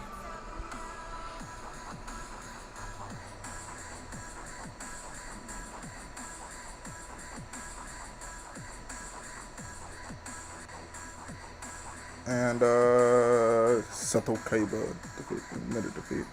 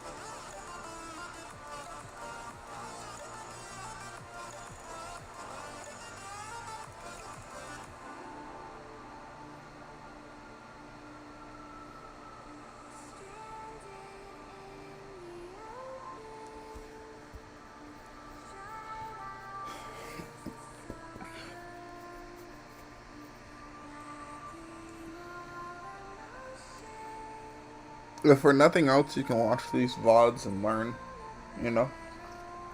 It's like having replays, but like I'm watching them instead, you know? Ooh, it's nice and warm outside. Well, considering.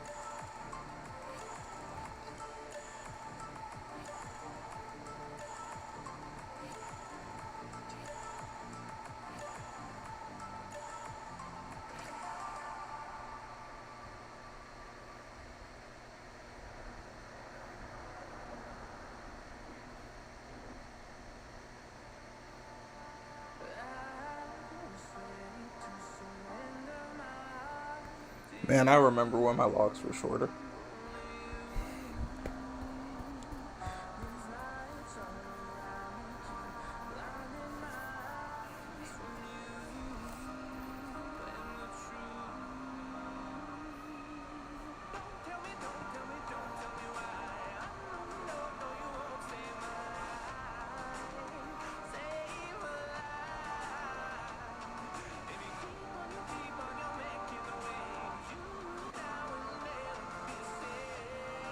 Shaman, right? Yeah.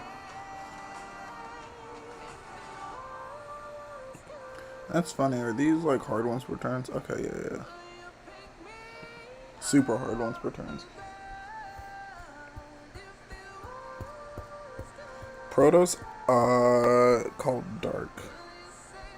Okay. I guess a Baron could still come down somewhere, you know?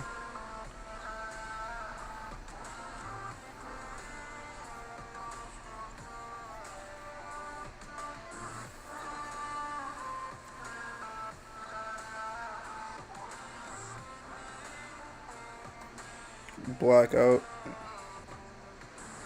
Okay.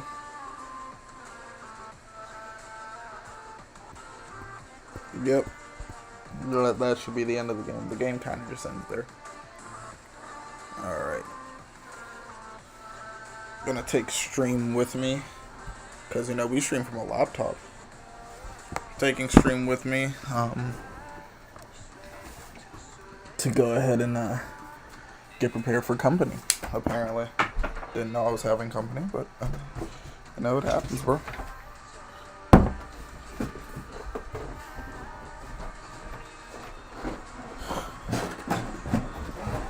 It most stuff happens, bro.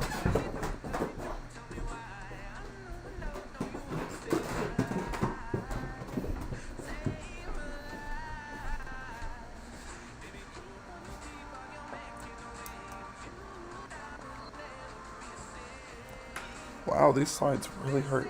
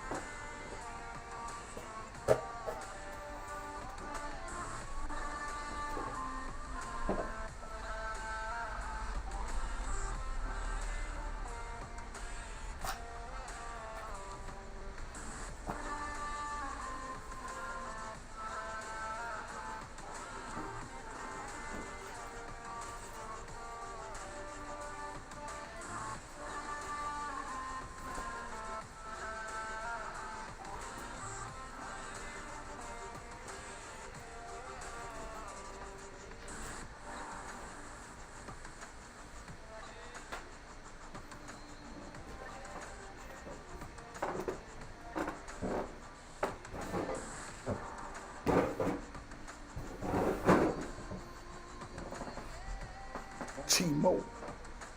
Chimo. Simo, but Chimo.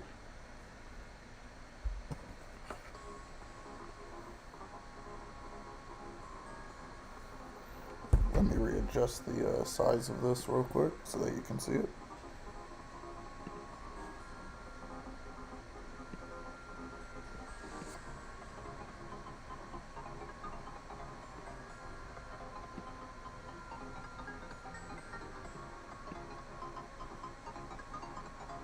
There we go.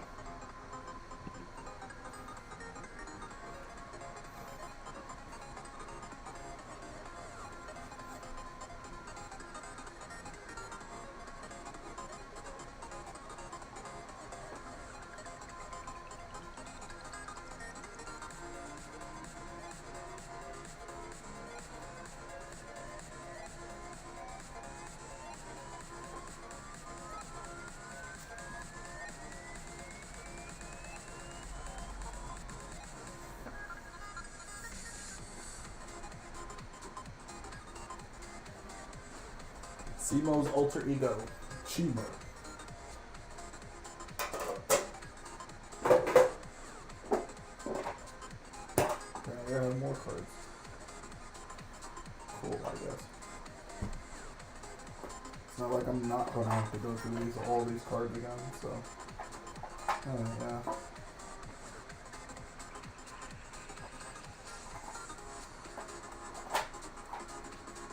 All I really have to do is put all these cards into tins and then throw the tins somewhere and then just be like, oh, well, there they are.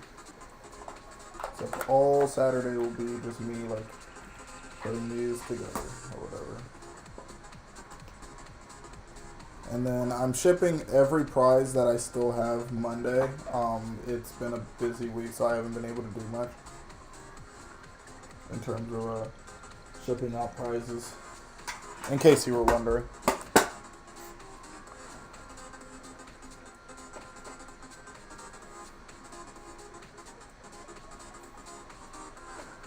But yeah, how's chat doing?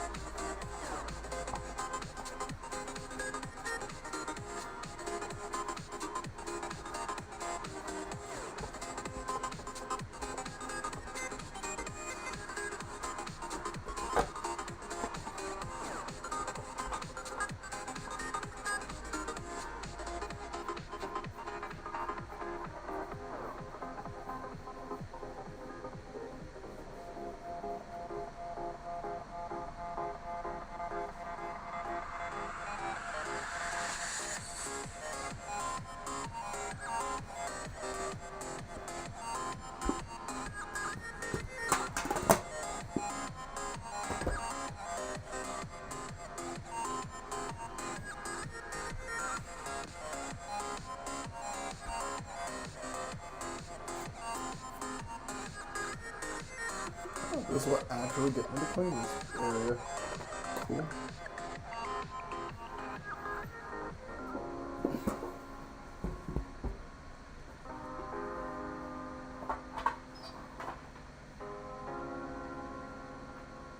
Why is Performable Kaleidoscope an insect?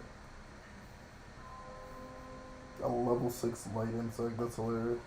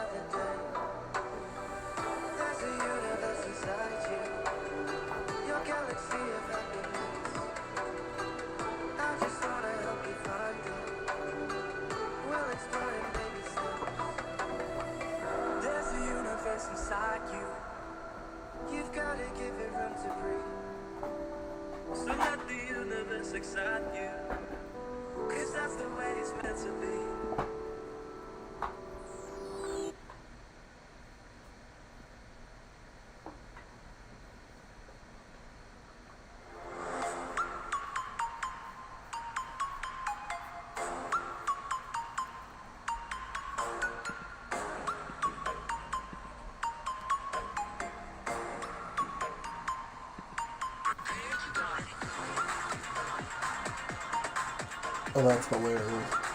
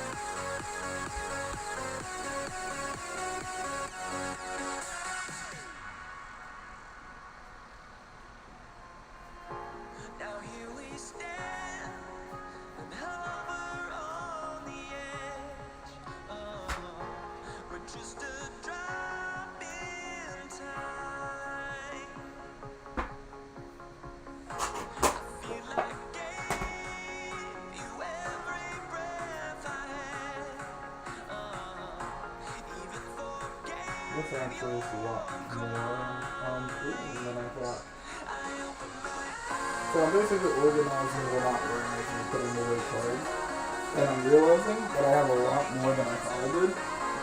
So what will happen is when I trade in all my bulk and everything, after like squeezing it for as much value as I possibly can, I will have a lot more than I thought. Because I'm putting everything into the 2020/2021 mega things, and those hold about 550 cards each.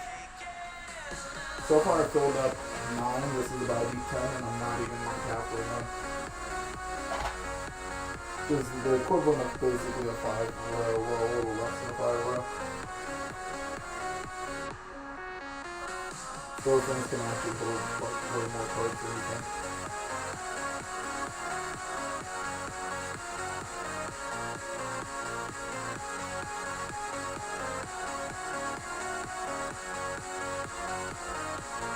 Also, like putting in these turns will help to unwarp them.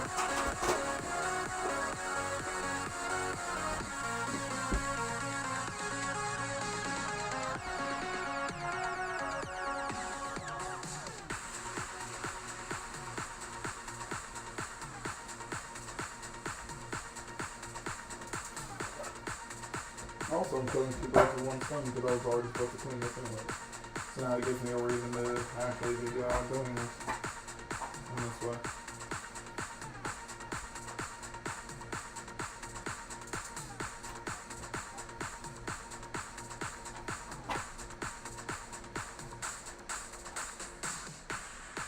How's everyone's Thanksgiving going? I'm assuming most people are like starting to eat there now.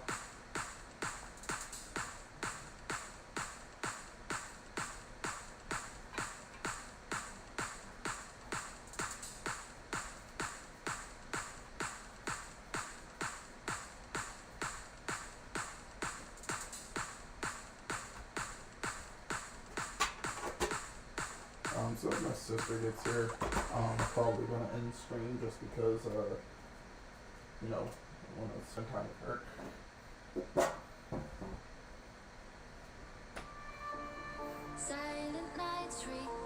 This is Bird Up, maybe? Tri-Brigade?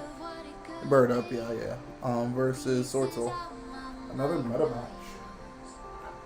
I would hope I'm top rated. We see a lot of those.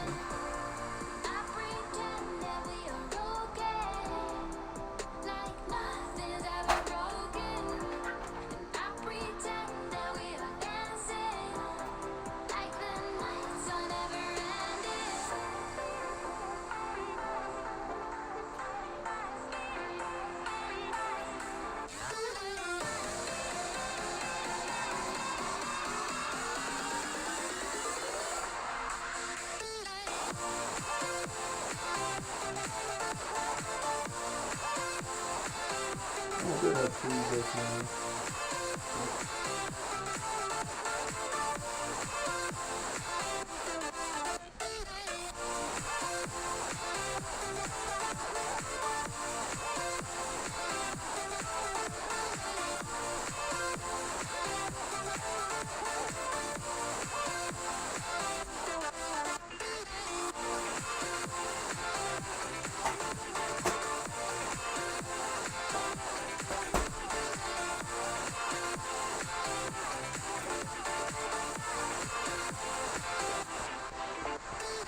Been actively thinking about this morning and just like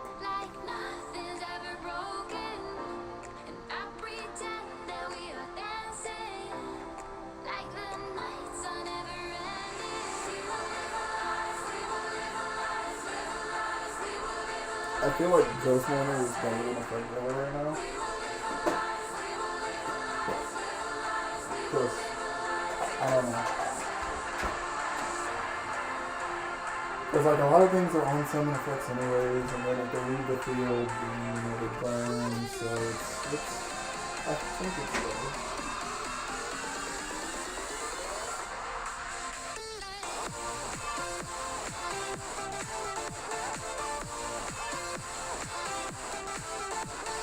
Does it leave the field that time? Yep, leave the field this time. spin forward to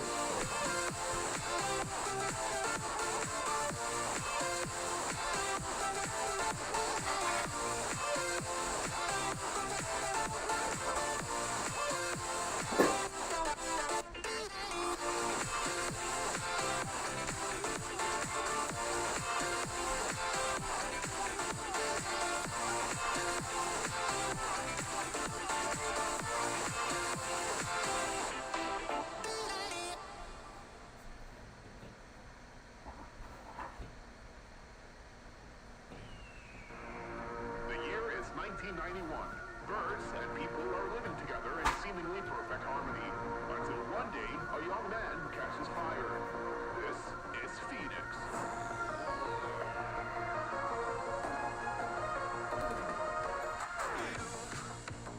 You've been knocked down and got up again. In a corner, you're surrounded, no defenders. You've hid your fury and kept it in. But it's time now you ignite and turn to embers. Like a phoenix, you burst in a fire, burn. A thirst and desire, you transform right up in a flash. You spread your wings and rise from the ashes. Phoenix, you burst in a fire, burn. A thirst and desire, you transform right up in a flash. You spread your wings and rise from the ashes.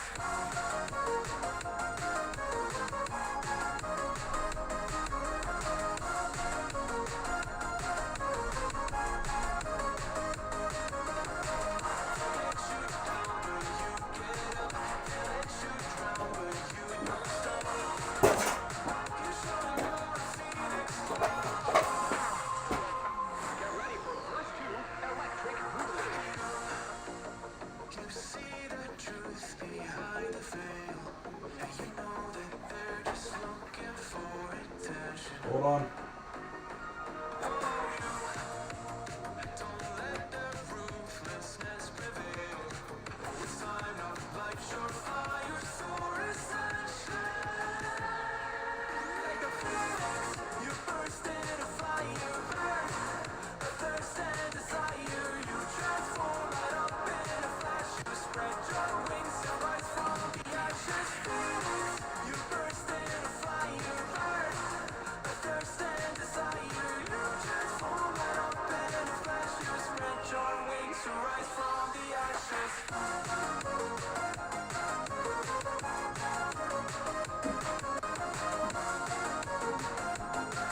Yeah.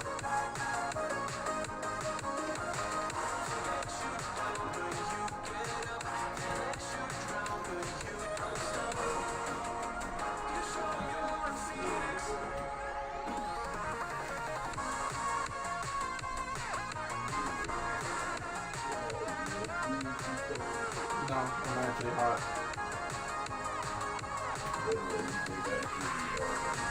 No, well, yes, but no, I think it should be warm. That's what I'm like, I don't know how to pull it. Phoenix, you burst in a fire, burn. A thirst and desire, you transform right up in a flash. You spread your wings and rise from the ashes. Phoenix, you burst in a fire, burn. A thirst and desire, you transform right up in a flash. You spread your wings and rise from the ashes.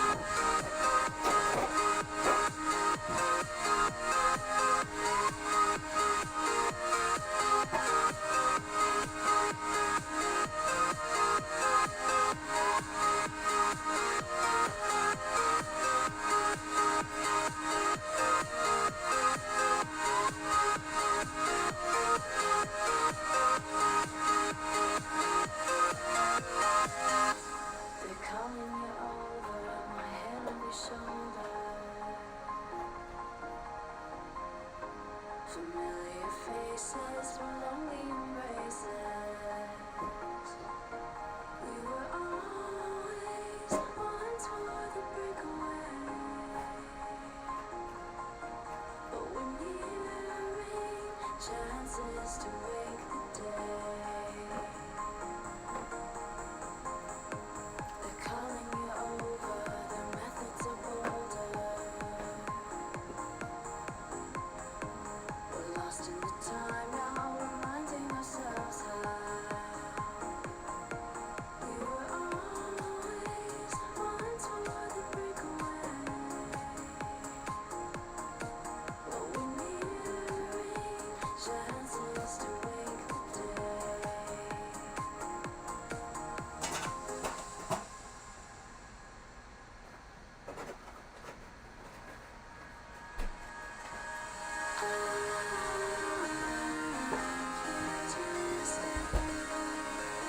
So far, guys, we have 6, 9, 9 plus 7, 16 tins filled with cards, varying from commons to secrets.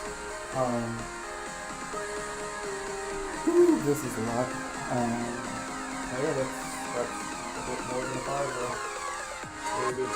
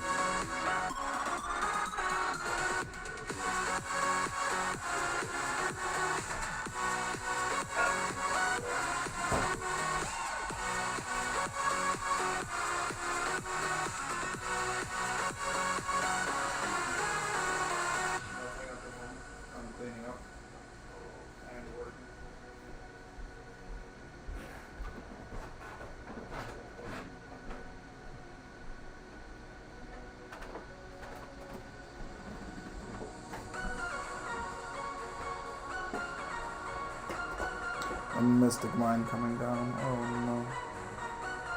Oh no. Madison, why you have to do it like this? It didn't have to be like this.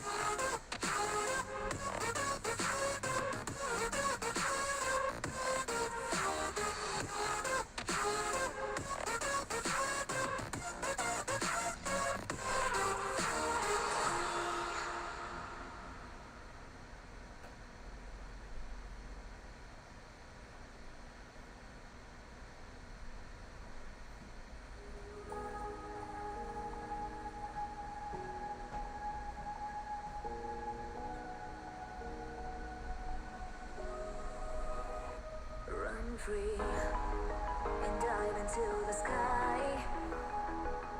Hear the wind crying out its prayer while we're so ashamed to be alive. Break the chains and our freedom's ours to take.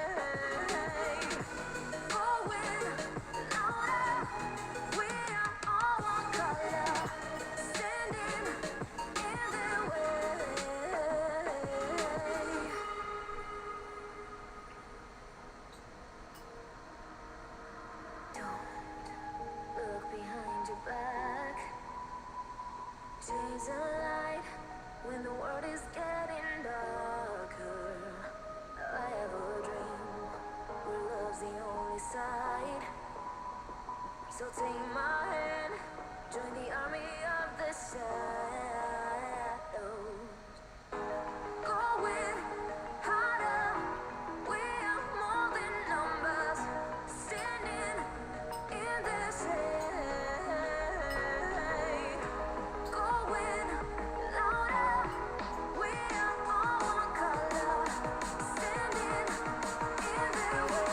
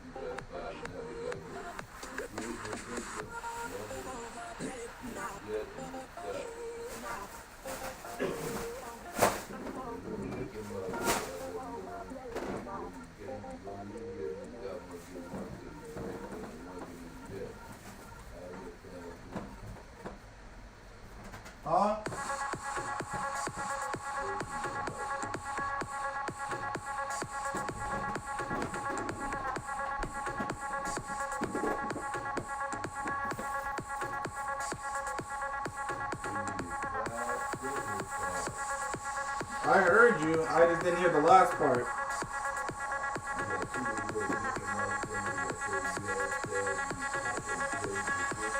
Uh-huh.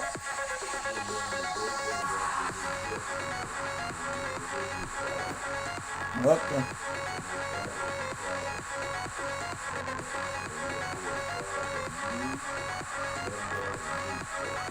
Mm-hmm.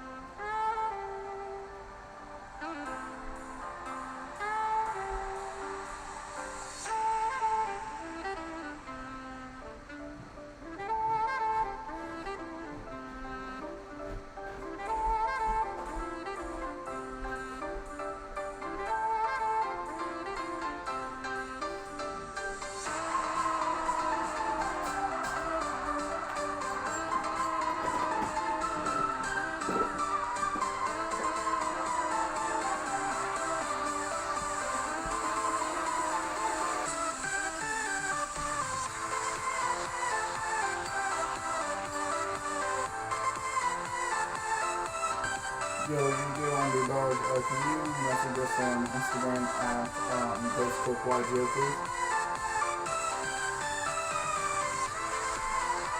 Yeah, Yugioh Underdog, can you message us at GhostCookYGO, please? Gotta send out your Tizen. Or I can just pass it to someone for you, it's up to you.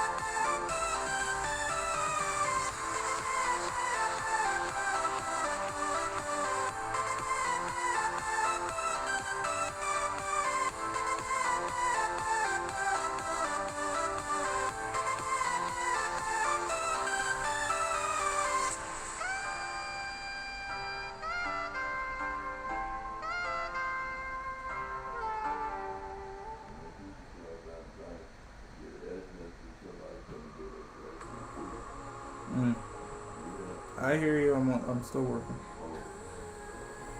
You're fine.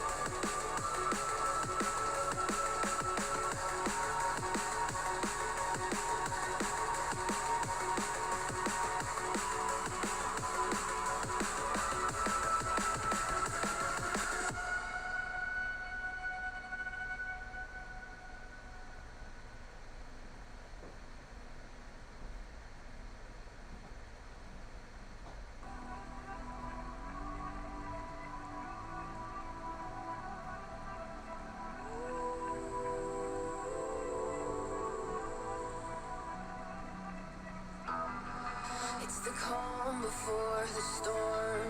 Things aren't as they were before. You best start bracing.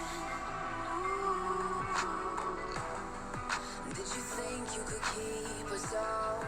Shut the gates, forget us now. Tides are changing.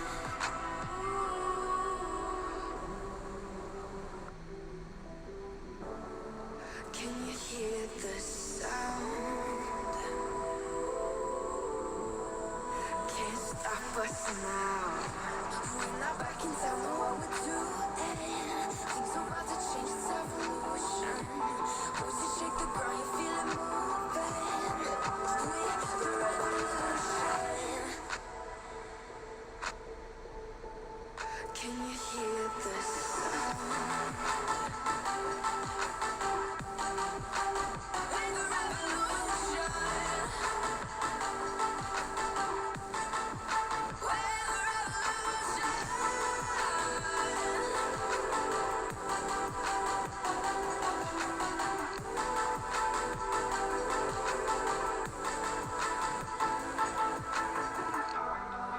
With the ground beneath your feet, with a whisper in the trees. Do you feel us watching?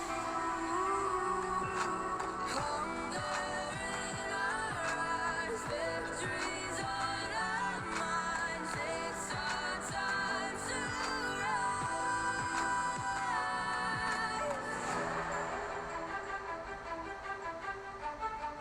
Can you hear the sound? Can't stop us now. We're not back in town, know what we're doing. Things are about to change, it's evolution. Voices shake the ground, you feel it moving. We're the revolution. Can you hear the sound? We're the revolution. We're the revolution. We're the revolution.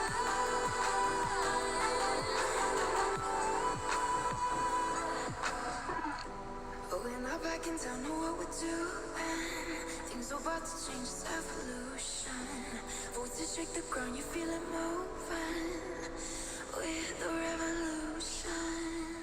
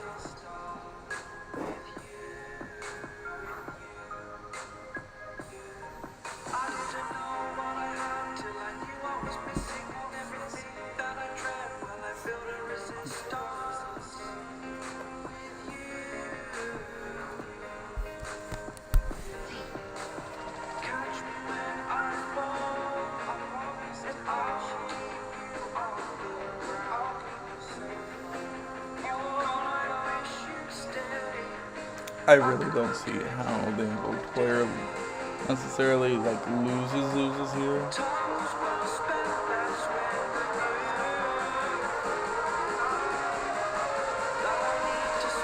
That Macabre's just gonna run over that. Easy peasy.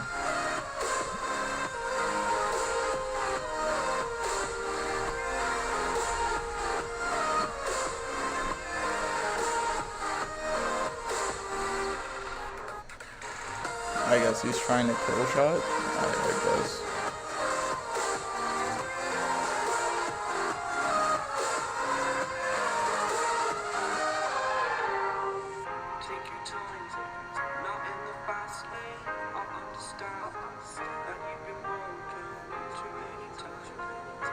I mean, what could he have in his extra deck? Left. He's one card, though. What got special? Oh. Oh, to gain. Okay. I was like, what? I mean, this plus an Alistair is already relatively enough, ain't it?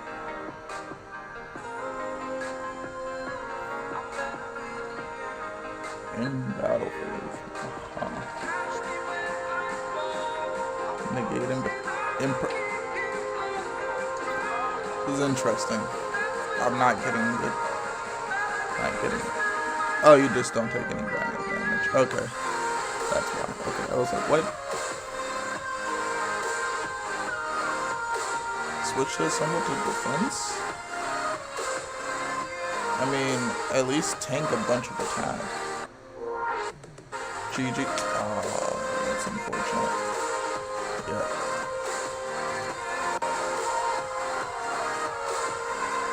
GG's.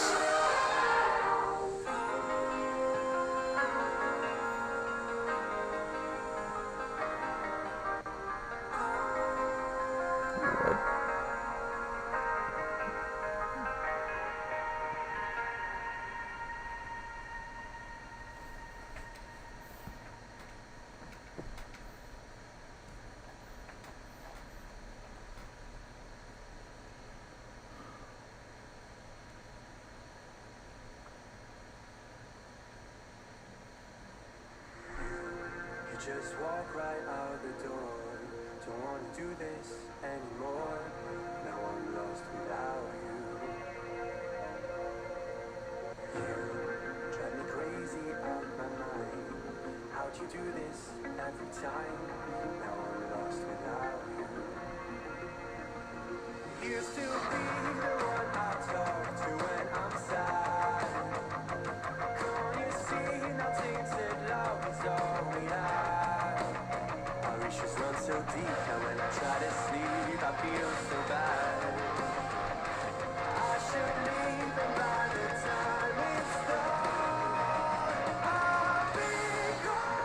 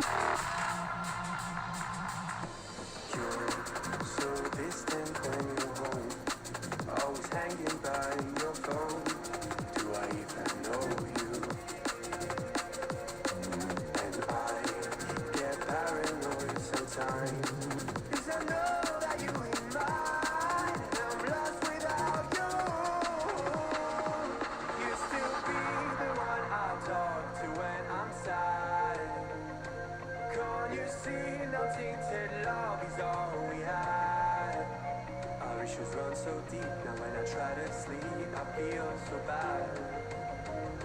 I should leave, and by the time it's done, I'll be gone.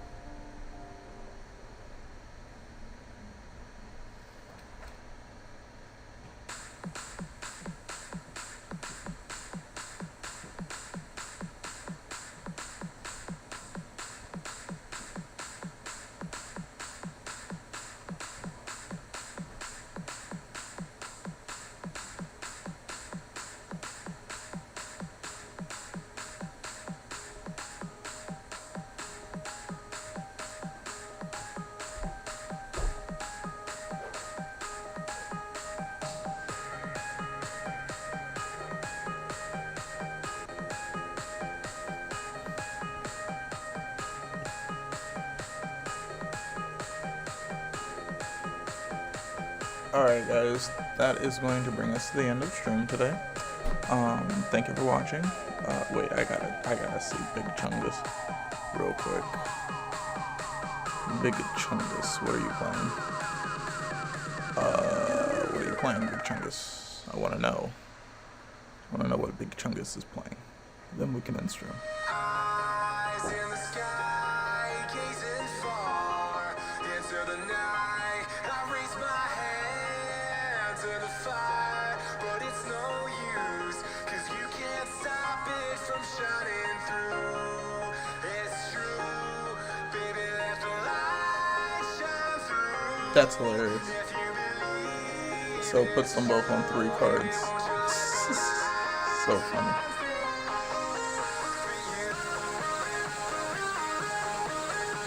I just need to know what Big Chungus is playing. And then we can go to then we can end stream.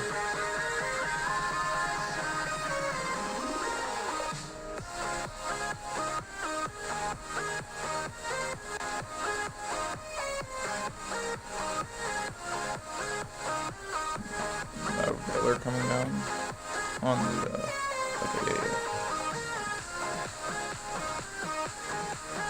Come on, summon a monster, Big Chungus. I just need to know what Big Chungus is playing. Dogma, got it. Ugh. Is it Dogma invoked? It's fine. It's not going to. It's not going to. I've done it for a while before. It's not hot enough to do that. Yep, I know. I know.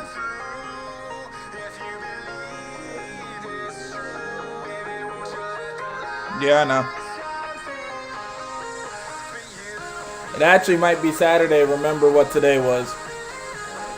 Said it might be Saturday. Today was a holiday.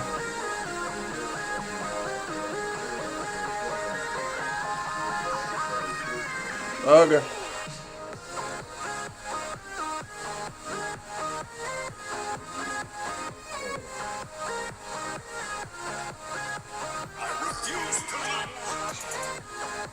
One sec.